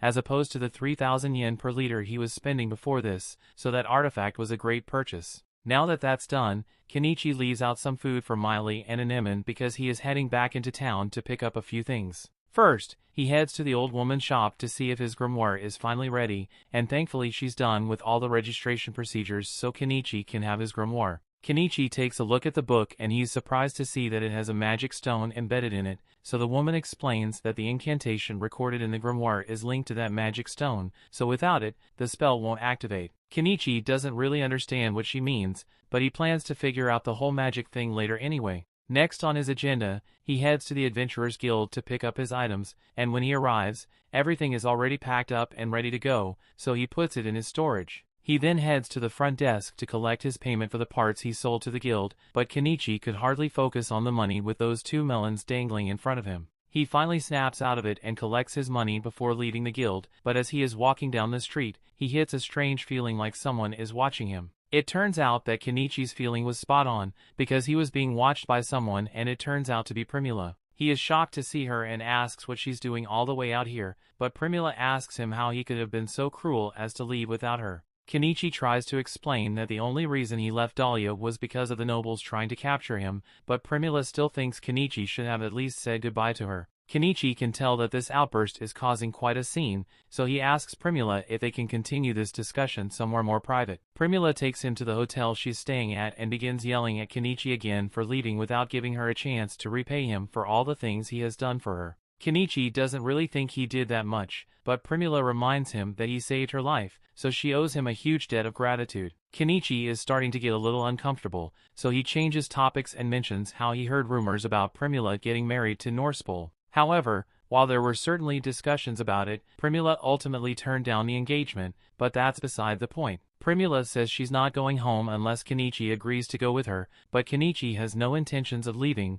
so Primula says she will just stay here with him then. Kenichi can tell that she's not bluffing, so he doesn't have many options here, but still, he's surprised that she managed to find out that he was living in this city. Primula explains that after Kenichi left, she spent every day stalking the guild registry to see if Kenichi's name would pop up somewhere in another city. And sure enough, she found his name one day on an updated registry, so she immediately got on a carriage and headed straight here. And now that she has found him again, she gets straight to the point and asks Kenichi to give her the most devious backshots known to man tonight. Kenichi is taken aback, but he sees how serious Primula is, so he agrees and the two of them head up to her room. As soon as they get up to the room, Primula begins taking off all of her clothes because she can't wait any longer, and you know what happened from there. The next morning, Kenichi returns to his house with Primula, and at first Anemone and Miley were really excited to see him, but that excitement quickly faded when they saw Primula, and Primula gets upset because she thinks Kenichi left her behind but chose to bring Miley with him. Kenichi tells her that he didn't choose to bring Miley, Miley just tracked him down on her own. The only one he chose to bring with him was Anemone, but is Primula really going to let herself be jealous of a child? Kenichi makes a good point, so Primula calms down for now and Anemone makes Kenichi promise that he won't bring back any other women, and this gets Primula upset again because she thinks Kenichi has been bringing women home. Later that night, Kenichi gets a bath ready, but when it's time to get in, all the girls say they want to get in with him. He doesn't want to have to deal with this, so he decides to just buy a second barrel so there are two baths. Once everyone is done with their baths, Kenichi sets up a blow dryer and after everyone's dry, he sits down at the table to try out the grimoire. He reads the incantations for a fireball spell, but as he completes the spell, his fears are confirmed because nothing happened. This means he has no magic power and he just wasted a ton of money on a book he can't use. He starts thinking of ways to sell the grimoire so he can make some of his money back, but while he was distracted, Anemone picked it up and started reading it. Only this time something is actually happening. It looks like Anemone possesses quite a bit of magic power because she was able to cast the fireball perfectly on her first try. Too bad they're in a log cabin though. The story continues. We see Kenichi panics and immediately buys several fire extinguishers to put out the fire, and once that's done, he goes to check on Anemone. She starts apologizing for causing so much trouble, but Kenichi isn't worried about his scorched cabin. He's much more amazed that Anemone was able to use magic. But all of a sudden, Anemone passes out, so everyone gets worried. They carry her into bed, and thankfully, by the next morning, her fever had begun to settle down, so Kenichi gives her a can of peaches to help raise her blood sugar. Everyone else has some peaches as well, and Primula is surprised by how much sugar there is in this, since nobles have a complete monopoly on sugar in the country. Anemone was fine after a little bed rest, so a few days later, when Mary had finally recovered fully from the chicory fever, Kenichi invited her over for a barbecue. He still has a lot of wild boar meat on hand, so he figured this would be a good way to get rid of it, and sharing a hunt with close friends is the exact kind of quiet life activity he has been hoping for. Kenichi is proud that his cooking skills are appreciated, so he decides to blow everyone's mind with a new bear curry recipe he came up with. As they all try the soup, they are astonished because bear meat is usually tough and stinky, but this dish makes it unbelievably good. As the day goes on, Mary and Anemone play together, and Kenichi helps the two of them make their very own picture books. But this is the first time Primula is seeing the picture books, so she asks Kenichi about it. Kenichi explains that it's just a book with images to tell a story, and after a brief moment of thought, Primula identifies a target audience for the book and is already making plans to expand sales all the way to the royal capital. She asks Kenichi for permission to these pictures books because she wants to start a business in Estrantia, and Kenichi is fine with giving her a couple of books, but he asks her what else she's going to sell. Primula has already thought of this, so she tells him she can sell those canned peaches Kenichi has and the bear stew he made. Both are really tasty, so she's sure it will sell out in no time, but they are going to need someone to help with service, so Mary's mother offers to work for them. After all, she would feel guilty if she didn't do something to help after everything Kenichi has done for her and her family. Besides, Primula is still new to Estrantia, so it would be good to have someone around who is familiar with the area. Mary also offers to help since she's old enough to start working now, and since everyone is going to be working at the new stall, Anemone doesn't want to be left out, so she says she'll work there too. The next day, Primula wants to get to work right away, so Kenichi takes her to the city gate and buys a food cart for her to use. As the day goes on, the food cart starts to pick up steam as customers begin filing in from all over the place. Unfortunately, with all the attention they were getting, they also ended up attracting a couple of scammers who put a bug in their bowl and then accused Primula of serving them bug-infested food. While all that was going on, Kenichi is busy doing some land surveying with his drone, and from the looks of it, the forest on top of that hill is completely untouched, so he is sure he will find a lot of medicinal herbs and forest veggies, but he wasn't expecting to find a ton of gemstones embedded in the rock. He's never seen gems of this color before, so he's not sure what they are, but he's convinced that they have to be valuable, so it looks like he's going to become a miner soon. But that will have to be a project for another day because he needs to head back into town to pick Primula and the others up. Kenichi rides into town on his bike and finds them waiting with all their stuff packed up. Primula excitedly tells him that they managed to sell out entirely on their first day, and Kenichi is glad to hear it, but he notices a new beast woman standing with them, so he asks who she is. Primula starts telling him about what happened earlier that day and how two guys were trying to blackmail with a bug, but before things got out of hand, Naomina showed up and told everyone that those two guys are scammers. She saw them when they put the bug in the food, and Naomina doesn't like scammers, so she's going to deal with the problem. The scammers got scared and ran off after that, so Primula decided to hire Naomina as her bodyguard for the rest of the day. Kenichi thanks Naomina for being such a huge help, but Naomina tells him it's no big deal. And if anything, she feels lucky to have met Primula because she got paid a silver coin to basically glare at people who cause trouble. The group heads back to Kenichi's house together, and upon returning, Miley and Anemone come out to greet Kenichi. But Miley becomes hostile when she sees that Kenichi came home with a new woman. Kenichi explains that Naomina is just a bodyguard that Primula hired, and she's only here because Primula wanted to treat her to dinner. Miley is fine with it as long as Naomina doesn't become another competitor for Kenichi's affection, so they all head inside to have dinner. Naomina gets to try some of Kenichi's bear meat stew, and she's amazed that bear meat tastes so good. The only thing that would make this better is if she had some wine to go with the meal. And as luck would have it, Kenichi does have some wine, so he pours Naomina a glass and she practically melts in satisfaction. Kenichi asks her if she would like to take a bath once she's done eating, and Naomina perks up in excitement after hearing that she can have a hot bath. And since the baths are going to be used, Anemone offers to heat them up. They head outside and Anemone proceeds to cast her fireball spell to set the bath drum on fire and heat it up instantly. She then does it again for the second drum and everyone is impressed with how good she is at using magic now. They all then take their baths and dry off in front of Kenichi's blow dryer, and once they are done they get dressed for bed. Nyamina has been loving to hear so much that she is considering moving in permanently, but Miley is strictly against the idea because there are already too many women here as it is. They then notice Kenichi in the middle of a lesson with an Emin, so they ask him what he's up to and Kenichi explains that he is teaching an Emin some basic writing and math to help broaden her horizons. It's pretty difficult to make a living for yourself in this world if you don't have an education, so Kenichi wants an Emin to learn as much as possible while she still can. He asks her if she would be willing to go with Primula and the others next time they head into town with the food cart, so she can learn about the business, but she says she would rather learn more magic so she can stay with Kenichi. The next day, Primula and the others head back into town to continue the food cart business, and it's just as popular as it was yesterday, but with Nyamina as their bodyguard, they don't have to worry about any chronically unemployed troublemakers causing a scene. As for Kenichi, he just finished creating a scaffolding with the help of Miley and an Emin, and he plans to start excavating the gemstones as soon as he can, but it's getting pretty late, so he will have to come back tomorrow.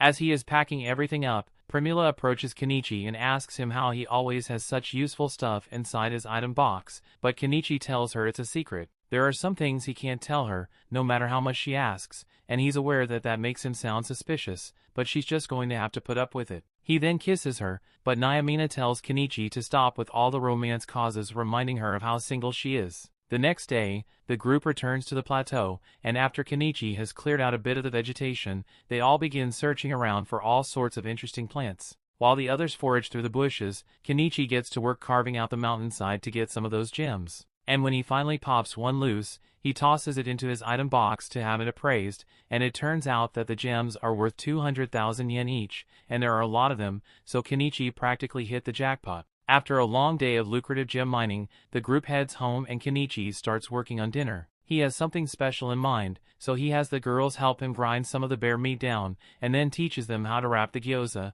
but Miley and Nyamina can't help with this step because of all their fur. Once all the pieces have been folded, Kenichi puts them in a pan to cook, and eventually the gyoza is ready to be eaten. They are all in love with the flavor and texture of the gyoza, especially with this yellow sauce Kenichi prepared for it, so Kenichi tells them that the yellow sauce is mayonnaise. Nyamina has heard of mayo before because it's really popular in the empire right now. Apparently a mage created it using magic, so Primula asks Kenichi if he used magic to create his mayonnaise, but Kenichi tells her he just made it with eggs. Primula is shocked to hear that something as amazing as mayo can be made without magic, so she asks Kenichi to show her how to make it, but he doesn't want to do that right now, so he tells her to wait a bit. In that case, Primula asks him if he will let her sell his gyoza recipe at her food stall tomorrow. Kenichi says he is fine with it, but making the gyoza is a lot of work, so he's not sure Primula will be able to handle it. However, Primula tells him that won't be a problem because she can just hire more workers. Kenichi is impressed by how proactive Primula is being,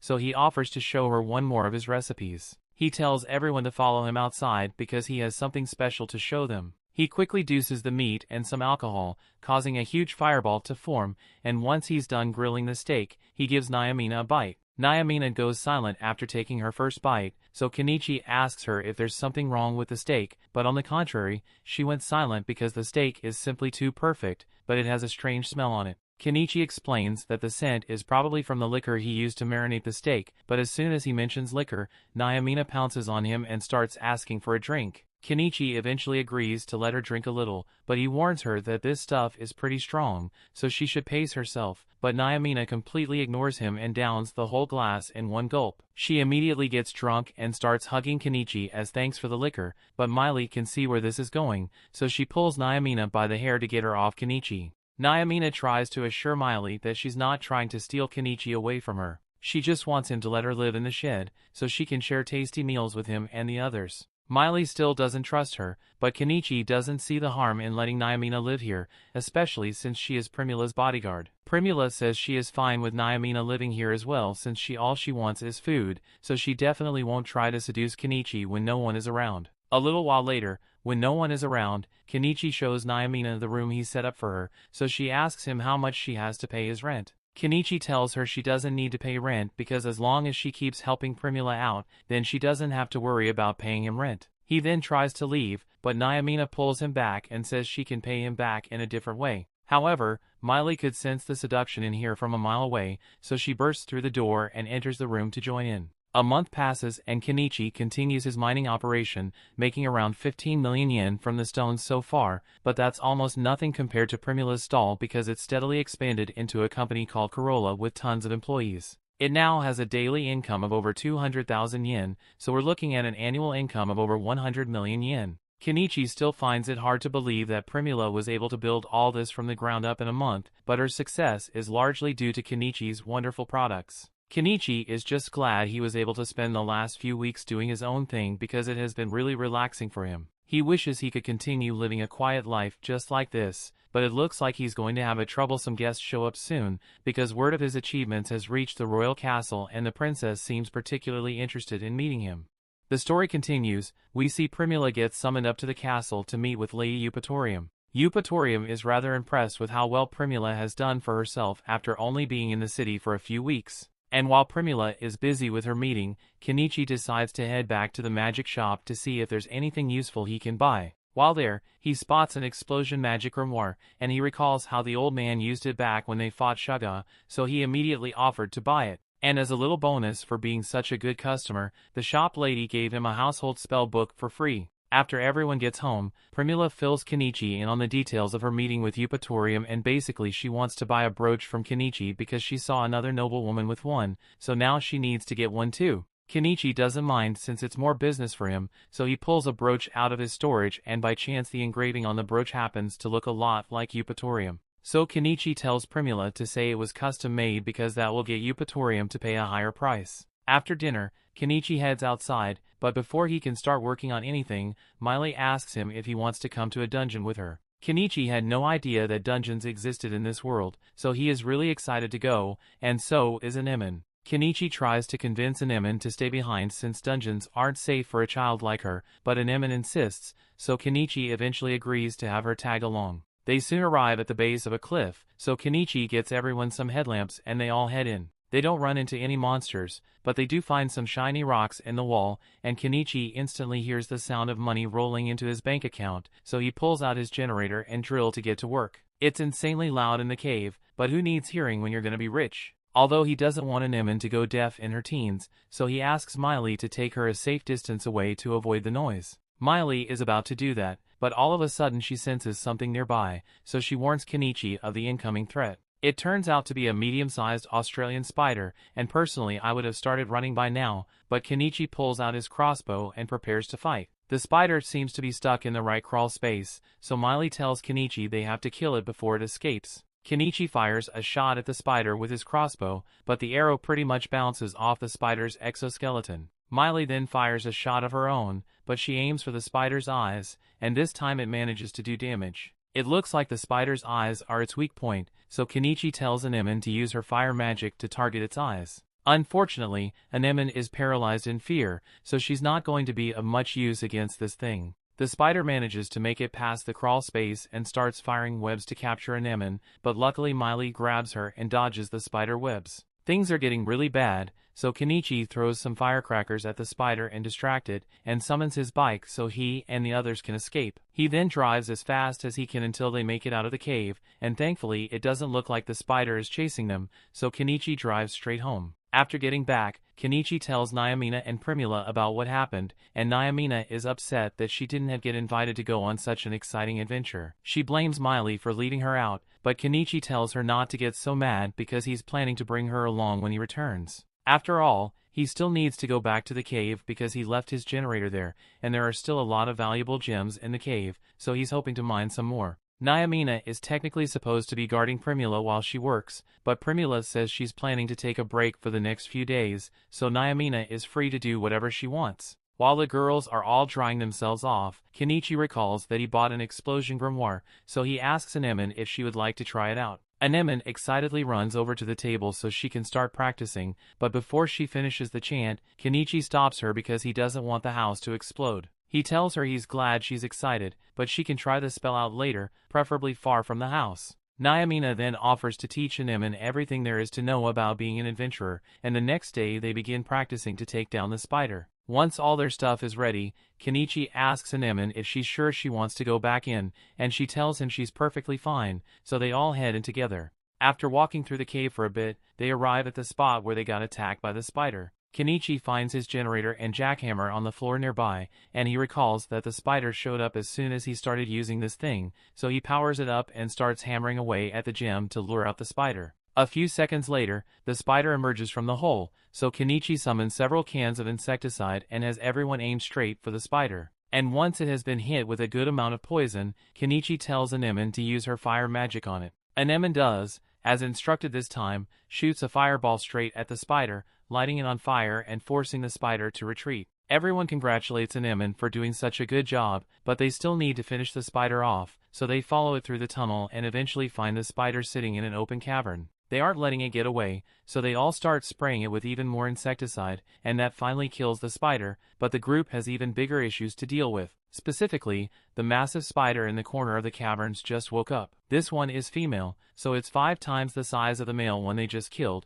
but that means it's too big to fit through the passage. As long as they can make it out, it'll probably die of starvation, but before they could escape, the spider blocks off the exit. If the spider attacks them as they are now, they are done for, so Vel steps up and runs across the spider's legs to claw out its eye. And now that it's blind, it can't attack them anymore, so Kenichi tells everyone to unload all their spray cans on it. He then asks Anemone to use her fire magic on the spider, so she does, but even though it sets the spider on fire, it doesn't actually do much damage. Kenichi assumes the spider must have some kind of resistance to magic, but even if that's the case, he has no idea why the spider isn't attacking them. Naomina explains that since they've already blinded the spider and Oza can't kill them, so it probably intends to block the exit with his body until everyone in here starves to death. Kenichi is pissed that the spider would try using such a dirty tactic, but since they aren't in any immediate danger, he takes a moment to go grab the other spider corpse from across the cave. While he was doing that, Naomina and Miley were busy spraying as much insecticide on the spider as possible. But no matter how many cans they use, that thing just won't go down. They are running out of options, so Kenichi decides to take drastic measures and buys a piece of heavy machinery, an excavator. Naomina is shocked by what she's seeing and asks what this thing is supposed to be, so Anemone explains that Kenichi can summon these things to help him fight. As Kenichi is climbing into the control box of the excavator, Anemone tells him she wants to ride with him. And she won't take no for an answer, so Kenichi allows her to ride with him just this once. He charges at the spider with the excavator and tries to strike it with a shovel, but the spider grabs onto it and starts trying to climb the excavator over. Fortunately, Kenichi is able to regain control and throws the spider to the ground. He then tries to finish the spider off by crushing it with a bucket, but the worst thing imaginable happens just then: the engine stalls. Kenichi desperately tries to start the excavator again, but he's having no luck, so Anemone tries to buy him some time and begins casting the spell for explosion magic. Even though it's her first time, she perfectly recites the spell and casts an explosion that sends the spider flying into the wall. Kenichi finally manages to get the excavator back up and running, so he once again drives straight at the spider and proceeds to crush it against the ceiling until the spider finally dies. After all is said and done, Kenichi stores his excavator as well as the spider's body. And normally he would be really upset because he had to spend 10 million on that excavator, but after mining the gems, he made more than enough money to cover the costs. Once they get back to the surface, Kenichi asks Anemone if she managed to learn how to use explosion magic because he doesn't remember seeing her practice it. So she tells him that this was the first time she ever tried it, which makes them really impressive that she pulled it off. They eventually return home, and although Primula knew they were going spider hunting, she never could have imagined that the spider would be this big. After Primula calms down, Kenichi heads inside to start preparing dinner, but to everyone's horror, he plans to use an egg he found in the spider to make it. Everyone else thinks it's going to be disgusting, but Kenichi is curious about what a giant spider egg would taste like, so he starts making an omelet. He has a bunch of other stuff in there, so by the time he's done, the food actually looks pretty good. So Anemone decides to take a chance and tries a piece, and surprisingly, the egg balls taste really good. The others decide to try some too, and Primula is impressed because she can tell that Kenichi made these with cheese. And cheese is really expensive in this world because it's only made in a particular region.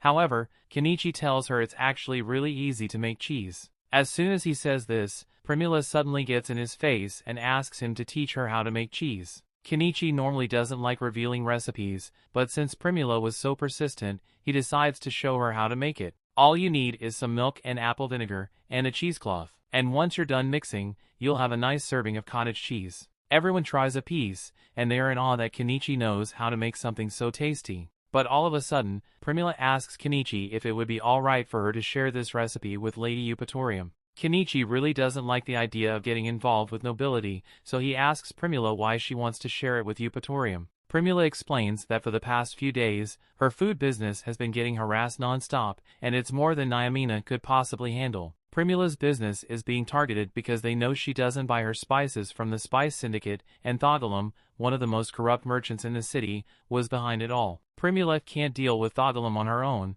which is why she wants to get on Eupatorium's good side, so she'll deal with it for her. Again, Kenichi doesn't like the idea of relying on nobles, so he tells Primula that he would be more than happy to squish Thoughtolum under his excavator. But Primula tells him he doesn't need to do that because she would like to avoid a physical confrontation as much as possible. Kenichi understands if he tells Primula she's free to use his recipe, but he doesn't want Eupatorium to start bothering him, so he asks Primula to keep his identity secret. The next day, Thoughtolum is in his office when all of a sudden one of his henchmen brings him a decree from Lady Eupatorium that says anyone caught causing trouble for Primula's business will be severely punished, and even Thoughtolum isn't foolish enough to go against a decree from a noble, but he's still confident that he will get his way eventually. Things go back to normal for Primula, and she's able to get on with her business without being harassed anymore. But a few days later, Eupatorium shows up at Kenichi's doorstep because she wants to meet with him. Primula didn't mention Kenichi to her at all, but she already knows all about Kenichi's achievements from Dahlia,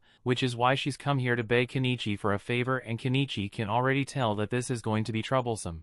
The story continues. We see Eupatorium was given a task of building a canal through the kingdom, but she's running late on construction, and if the project isn't completed soon, then her funding will be stripped and her land might even be taken away from her. The remaining section of the canal that needs to be built is 15 kilometers long, and she needs to get it down within a month, so she begs Kenichi to help her. She was willing to give him whatever reward he desires, even her body, but Kenichi tells her he's not into that. Eupatorium is disappointed that she got turned down, but she's still got one more thing to offer, so she tells Kenichi she can give him a special grimoire as his reward, High Protection. Kenichi doesn't really know what High Protection is, but Naomina has heard of it before, so she tells him that High Protection is an extremely powerful spell that allows a person to block any attack, and that piques Kenichi's interest since it could help protect an Emin. He agrees to help Eupatorium, but before any construction can begin, he needs funds. So he asks Eupatorium to give him any unused furniture she has so he can appraise it and get money from his system.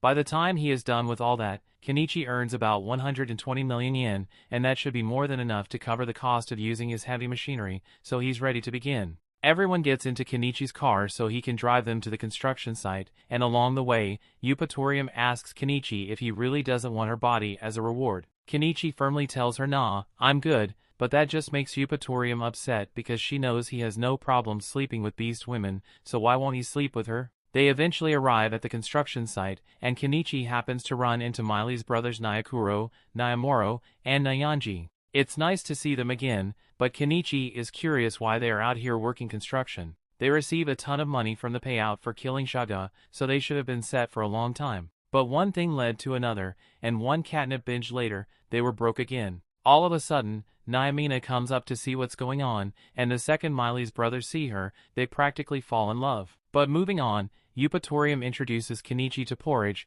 the man she hired to oversee the construction work. Porridge tells her she didn't need to come all the way out here in person, but Eupatorium says it's important because she brought someone to help. She tells them that Kenichi will be able to speed up the process by a lot because he's a mage, but Kenichi tells him he's just a merchant. Anyway, Porridge has no reason to refuse additional help, so he decides to continue his work and asks Eupatorium to have a look at the bill for the equipment she will need. While Eupatorium is looking at it, Primula takes a look as well, and she's disgusted by the prices she is seeing. She asks Eupatorium to let her handle looking through the bill, and after reading the entire thing, she is sure that Porridge is trying to rip Eupatorium off. Porridge defends himself, saying he needs to make profit off the deal, and it's not like there are any other merchants that Eupatorium can order 1,000 axes from. However, he was wrong about that last part because Primula simply turns to Kenichi and asks him if he can get 1,000 axes. Kenichi buys the axes from his store and asks Eupatorium if an axe like this will work. She tells him it's perfect,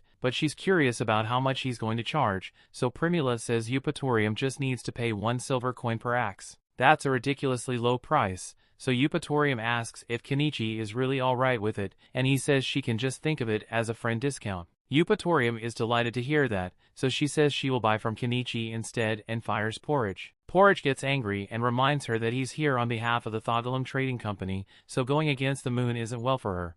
Kenichi recalls that Thogalum was the guy behind all the trouble of Primula's stall, and apparently he's so influential that even the Lord asks for his help occasionally, so getting on his bad side could cause a lot of trouble. But right now, building the canal is more important, so everyone begins work right away. Since his backhoe is going to be used a lot, Kenichi is going to need a lot of fuel, so he pours out 3 basins worth of fuel and a few minutes later they finally begin working. Kenichi's machine is a huge help since it can do work that would take them hours and only a few minutes. After a long day of work, Kenichi prepares a meal for his friends and offers some to Eupatorium. She's surprised that he can make such decent food even though he's in the middle of the forest, and it tastes absolutely delicious too. Kenichi notices Nyanji and the others staring at the food from over there, so he invites them to come eat with him. But they aren't the only ones who are hungry right now. Pretty much all the workers are starving because the tavern they usually go to is in the city, so it'd be too expensive for them to go make the journey. Primula feels bad for them, so she comes up with an idea and asks Kenichi for permission to use his recipe to feed all the workers.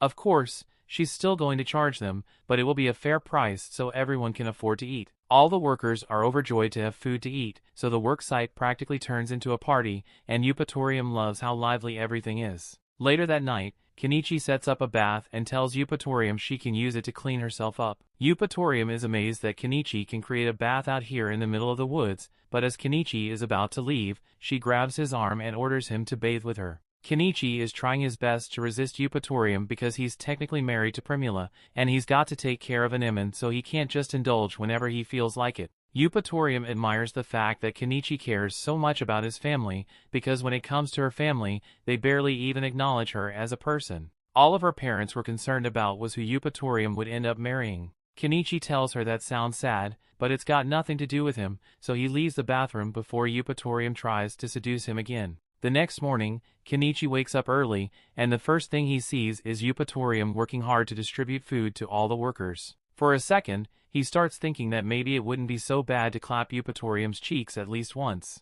As soon as he starts thinking that all the girls close in on him because they can tell what Kenichi is thinking. But he tells them he wouldn't actually sleep with Eupatorium because she's a married woman and he's smart enough to avoid that drama. Eupatorium knows Kenichi doesn't want to fall for her, but she's got a whole month with him, so sooner or later she's going to make him give in. A few moments later, Porridge and one of his associates return to the work set to complain because none of the workers have been coming to the tavern they run to eat. Primula tells them that's because she started selling food to them at an affordable price, so none of the workers need to go to their tavern anymore. And she makes it clear that the reason they lost their customers isn't because Primula stole them, it's because they were setting their prices way too high. So if they ever hope to recover, they need to start being more honest in their business. After that, work continued as usual, and after the trees have been cut down, Kenichi drove past in his backhoe to put all the wood and debris in his storage. They were making good progress on the canal, and by noon Eupatorium's servants finally arrived, so there are a lot more people than before and water is starting to become a bit of an issue. He could buy it from his store,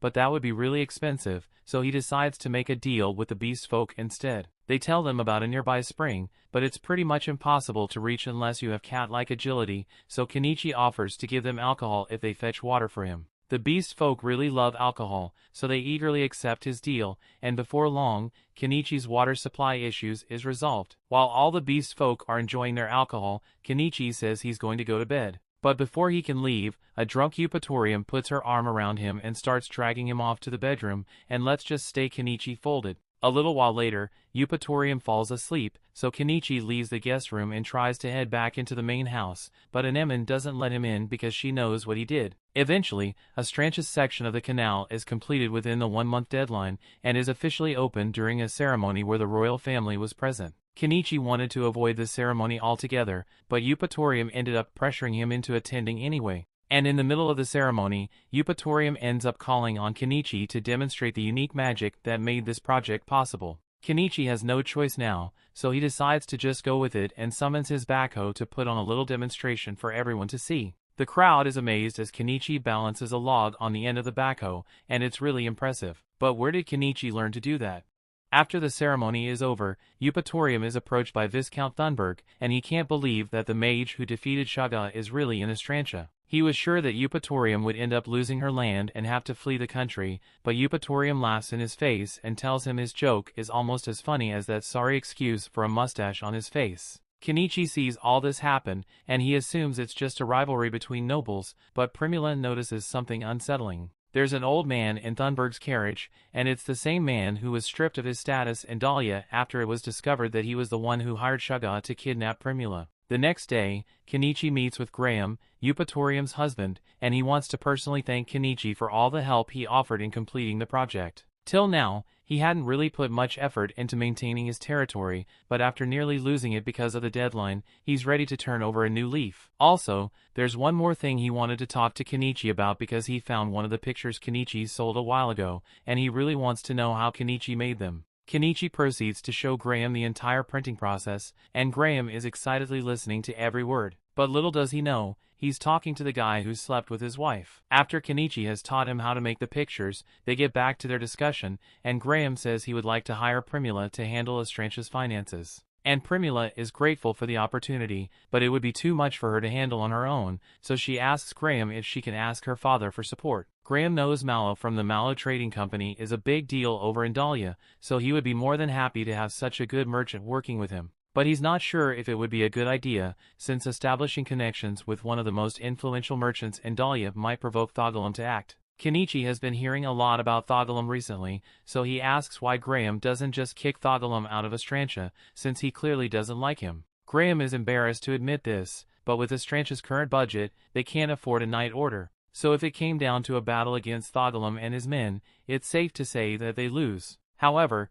Eupatorium tells her husband that they stand a good chance of winning since they have Kenichi and his magic machine, and she's sure Kenichi would be willing to fight for them after all, he's her friend. Kenichi doesn't like how he keeps getting involved in troublesome things, but since the situation is pretty serious, he agrees to help fight Thogalum if it ever comes down to it. Later that night, Kenichi and the others return to their original spot and Kenichi puts their house back in its place. They also got the high protection grimoire that Eupatorium promised them, so Anemone can start learning to use the spell soon. But for now, everyone takes a bath under the stars to relax.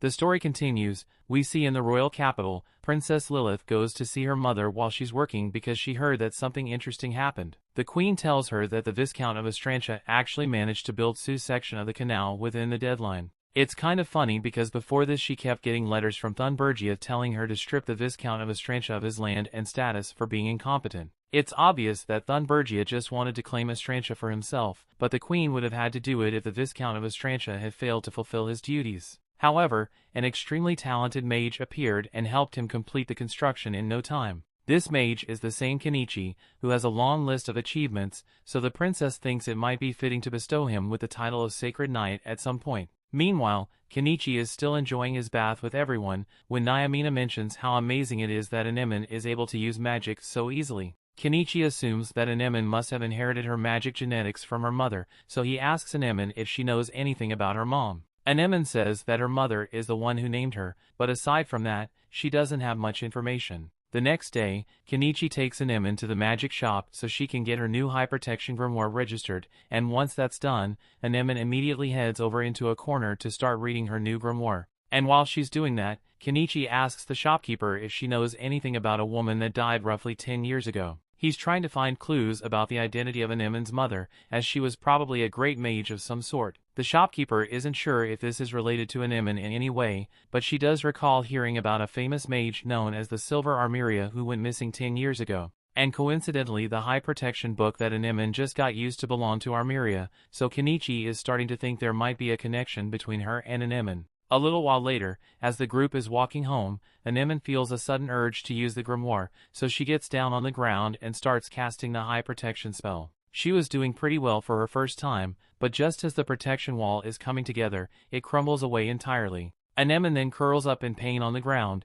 so Kenichi thinks it must have something to do with her failed spell, but Anemone is actually just having her first period. A couple of hours and a few painkillers later, Anemone is back to her usual cheery self. The next day, Kenichi notices a carriage approaching his house, and Mallow must know something we don't because he just drove his carriage over a lake. Anyway, He came because he wanted to visit Primula, but also because he wants to discuss the measures they are going to take to get rid of the Glum. But before that, Kenichi has something important he wants to talk to Malo about. For a while now, he has been calling Primula his wife, but he never formally asked for her hand in marriage, so he wants to do that now. Primula has been living with Kenichi for months now, but she is still incredibly touched by the gesture, and Malo couldn't ask for a better son-in-law. That evening, a feast is held in celebration of Kenichi and Primula's official marriage. And as for the measures against Thugalum, they are going to establish a company to push him out of the market altogether. The next day, another carriage shows up on Kenichi's doorstep, but this time it turns out to be Norspol and he came looking for Primula.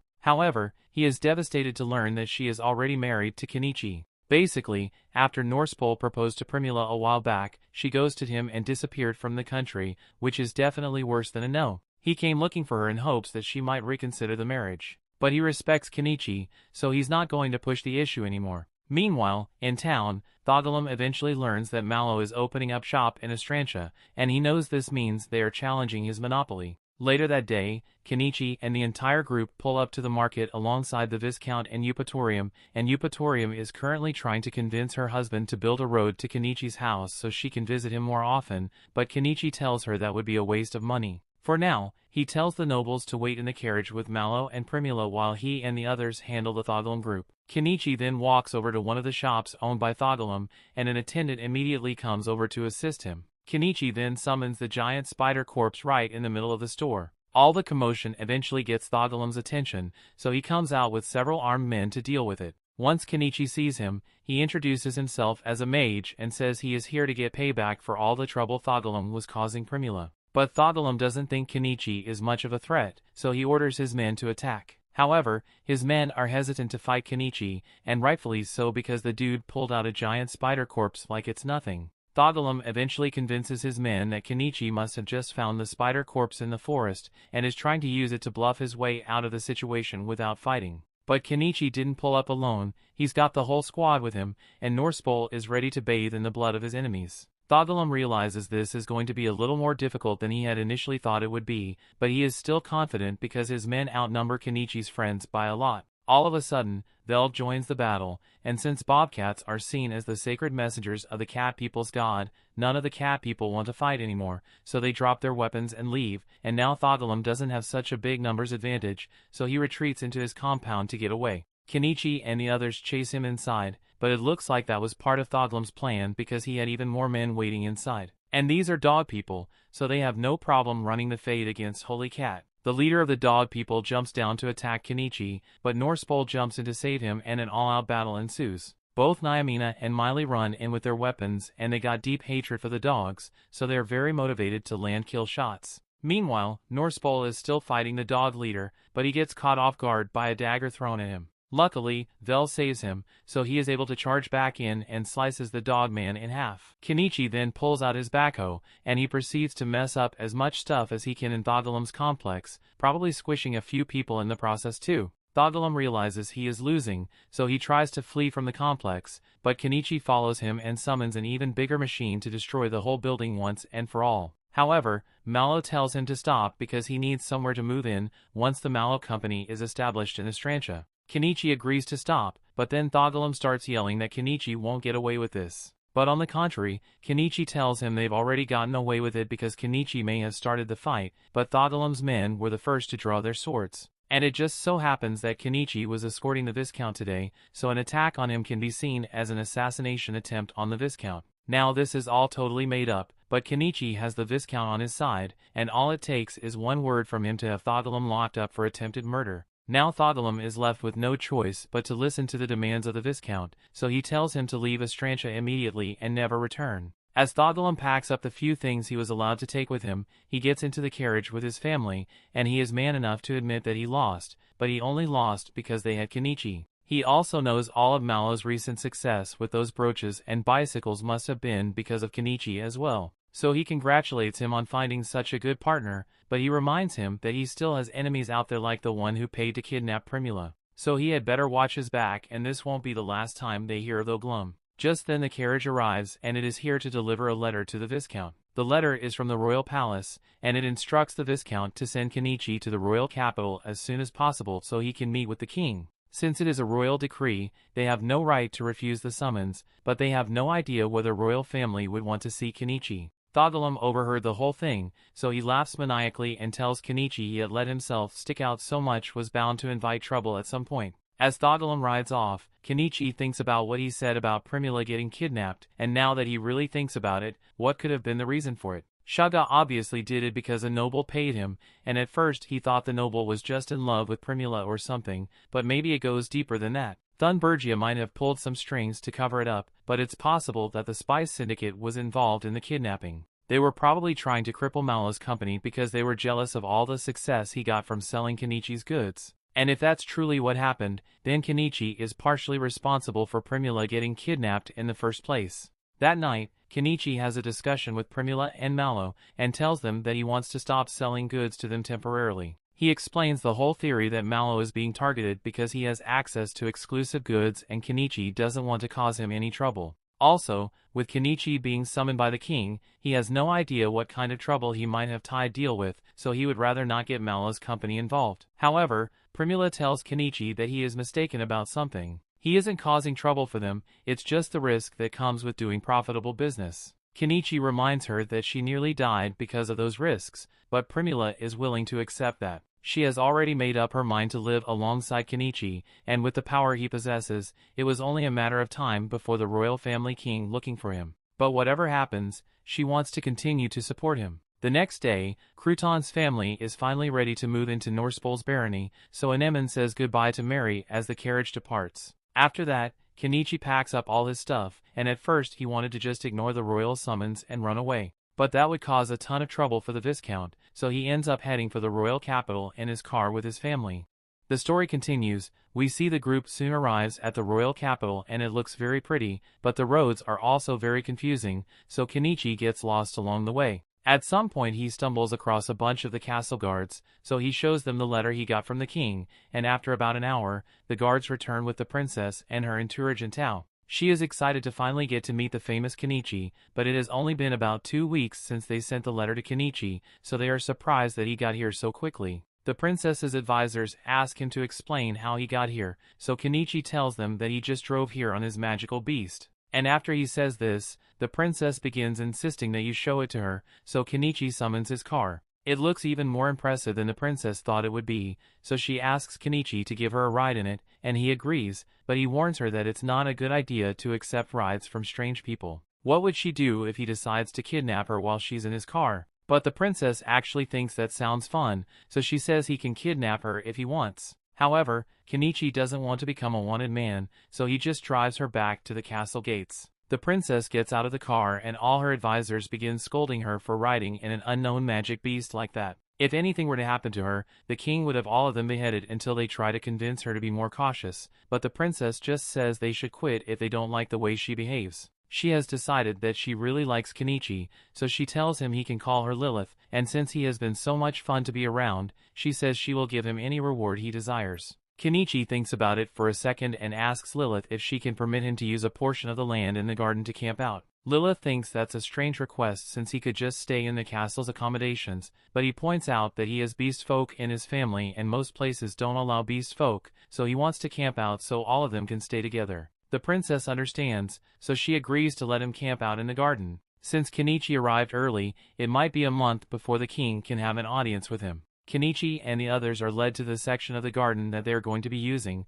and as soon as Kenichi summons his house, Lilith gets excited and runs inside to check it out. Kenichi goes in after her and tries to convince her to get out, but Lilith has already made up her mind and says she wants to stay here now. All her advisors tell her she's going too far, and Kenichi asks if she's really sure about this because he doesn't have much to offer in the way of hospitality, but Lilith is fine with just getting to stay here, so she doesn't need anything from him. If she really wants to stay, Kenichi isn't going to stop her, so he continues setting up the house and puts down the second room. Now all that's left is to create a bathroom, so Kenichi summons his backhoe and gets ready to start digging. But all of a sudden, Lilith climbs in with him and sits on his lap. She has heard a lot about this thing, so she wants to have a front row seat and see how it works. Kenichi sees no reason to refuse, so he uses the backhoe like he normally would, and once he is done, he carries the princess out of it. But as soon as she gets out, the princess's knight draws his sword and yells at Kenichi for daring to touch the princess so casually. He then lunges at him, and this guy is really trying to kill Kenichi, so he summons a shield to block the attack and pulls out a crossbow to retaliate. The knight jumps back to avoid getting shot, but Anemone isn't going to let him get away with attacking Kenichi, so she launches a fireball at him. The royal mage steps in to block the fireball, so Anemone is prepared to fire another shot, but before that could happen, Lilith gets between them and says they should stop fighting. She is amazed that Anemone is able to use magic at such a young age, so she formally introduces herself to Anemone and asks her what other spells she can use. Anemone tells her she can also use explosion magic, which is quite a big deal because if Anemone had used explosion magic, those two would have become pink mist on the ground. Later that evening, Kenichi starts preparing dinner and the princess loves how good it smells, but she doesn't know what this white stuff on the page is called. Kenichi explains that it is called rice and if she's not comfortable eating it, he can get her some bread, but she says she'd be happy to have some rice. Once the food is ready, Kenichi serves Lilith some rice and curry, and she can't get enough of it. She asks if it's normal for commoners to eat such tasty food because she has never had anything like this before, but Kenichi tells her it's almost impossible for regular people to get their hands on spices because the Spice Syndicate keeps raising the prices. Lilith is aware of the Spice Syndicate as they've been a major annoyance for a long time. She asks Kenichi if he can tell her what spices were used to make this dish, but Kenichi has no idea. He tells her he wasn't the one who made it, but he can give her a can of the spices so she can try to recreate it later. The princess takes that as a challenge, and she's more than happy to try figuring out the spice blend. But in the meantime, she's taken a liking to the spoon and plate Kenichi gave her to eat on, so she asks him to let her buy it. Kenichi agrees, but he needs to have a little discussion with Primula first. He tells her that he would normally sell that plate for 20 gold and the spoon for 10 gold. But if it's the princess that's buying it, he could probably get her to pay 20 gold for each. He tells Lilith it will cost her 40 gold for one plate and one spoon, and Lilith actually thinks that's a good deal, so she says she wants to buy 10 sets. Kenichi happily provides the dinnerware, and Lilith is a little surprised because she honestly didn't believe him when he said he was a merchant. But now that she knows he really is a merchant, she asks him if he has any illegal items he can sell her. Kenichi doesn't deny it, but he also doesn't agree to sell her anything. However, while he and Lilith were talking, Anemone started getting jealous of how close Kenichi was to her, so she gets in between them. Lilith doesn't understand why Anemone is so jealous since she thought Anemone was Kenichi's daughter. But while he does consider Anemone to be his daughter, Kenichi isn't related to her by blood. Later that night, Kenichi lets Lilith take a bath and he stays far away from her because he's not risking getting pulled into another scary situation. He also doesn't want to risk sleeping in the same room as the princess, so he lets Primula and Anemone stay inside with Lilith while he camps out with Nyamina and Miley. But that night, both Nyamina and Miley suddenly get up because they sense something strange nearby. The next morning, Kenichi gets up bright and early and a few minutes later Lilith gets up as well, so she calls for her maids to come and dress her so she can begin her day. Over the next few days, Lilith kept asking Kenichi for favors, including asking him to take care of the rat problem in the castle. So Kenichi went down into the tunnels with a metric ton of rat poison and killed over 1,000 rats at once. On another day, Lilith organized an auction for the giant spider corpse in Kenichi's item box, and later on she asked Kenichi to pretend to kidnap her to see if he could really get away with it. So Kenichi grabs her and scales the castle walls to prove that he could easily get away with Lilith if he wanted to. The next day, Lilith wanted to do something nice for Kenichi, so she presented him with the curry her chefs made. It may look green, but it tastes great, so Kenichi compliments the chefs for being able to recreate the curry spice so well. All of a sudden Lilith asks Kenichi if he has any food in his item box that her chefs won't be able to recreate, and this time he takes that as a challenge, so he pulls out a box of luxury chocolates. The princess tries a piece, and he is amazed by how sweet it is, so she gives a piece to her head chef, Sambak, and asks him if he would be able to recreate it. After tasting the chocolate, Sambak admits that he could never create something like this with his current skill level. The next day, Lilith goes out to see Kenichi as soon as she is done with her duties, and while having dinner, Nyamina and Miley say they sense something out there again. All the maids also seem quite worried, so Lilith explains that there have been rumors about this castle being haunted. There have been countless people who died to protect the royal family, and no doubt a lot of them held grudges before they pass, so it stands to reason that there would be at least a couple of ghosts haunting the castle at this point. The maids are all terrified of the ghosts, so they ask Lilith to ask Kenichi to get rid of the ghost. Lilith personally doesn't care about the ghosts, but since her maids are so bothered, she asks Kenichi if he knows how to get rid of one. Kenichi agrees, but only on the condition that Nyamina and Miley be allowed to enter the castle, since they are the only ones who can sense the ghost. Lilith agrees to his terms, but Kenichi still has no idea how he's supposed to fight a ghost in the first place. After doing a bit of searching, Kenichi buys his sprayer and fills it with holy water. As they walk through the halls, Naomina and Miley point at a corner and tell Kenichi that they can sense something coming from over there, so he sprays the area with holy water and they tell him the ghost is gone now. Now that this place has been taken care of, Lilith leads Kenichi to the maids' quarters because they say there's a ghost here too. After Naomina and Miley point at the spot with the ghost, Kenichi sprays it, and as soon as he does, all the maids say they don't feel the ghost anymore. Kenichi isn't sure if he's really getting rid of ghosts or if this is just the placebo effect, but he keeps going around the castle and sprays holy water wherever the girls tell him to. The final spot is the queen's bedroom, since she has been complaining about not being able to sleep well. Kenichi is a bit nervous about being in the queen's bedroom, but Lilith says it's fine, so he just gets on with the exorcism. Vel keeps looking at a vase on the desk over there, so Kenichi picks it up and tries spraying it, but it doesn't work, so he tells Lilith that the queen should probably get rid of this vase because he can't get the spirit out. Lilith thanks Kenichi for his help, and as a reward, she grants him and Anemone permission to take a look at any of the magic books in the library. But they aren't allowed to take any books out of the library because that's strictly forbidden. Kenichi has no intention of stealing the books, but copyright laws don't exist yet, so he's going to pirate them instead. He takes out a photocopier and starts scanning all the pages of the books so they can read it later, and after 4 hours they manage to copy around 35 books. It's getting late, so Kenichi and Anemone finally leave the library, but once they get outside, they find a maid standing there. Her job is to make sure they didn't steal any of the books because they are incredibly valuable, so she starts checking every shelf and all the books are still here. So she lets Kenichi and Anemone go. Later that night, Kenichi is called into a private room with the princess and one of her maids. The princess has said she wants to reward Kenichi, so he is free to do whatever he wants to Milan. Kenichi initially refuses because he is married to Primula, but then Lilith reminds him that nothing is off limits, so Kenichi folds, and he doesn't even care that Lilith is watching him deliver straight back shots. That brings the episode to an end. Thanks for watching. Want next part? Subscribe the channel and turn on notification bell.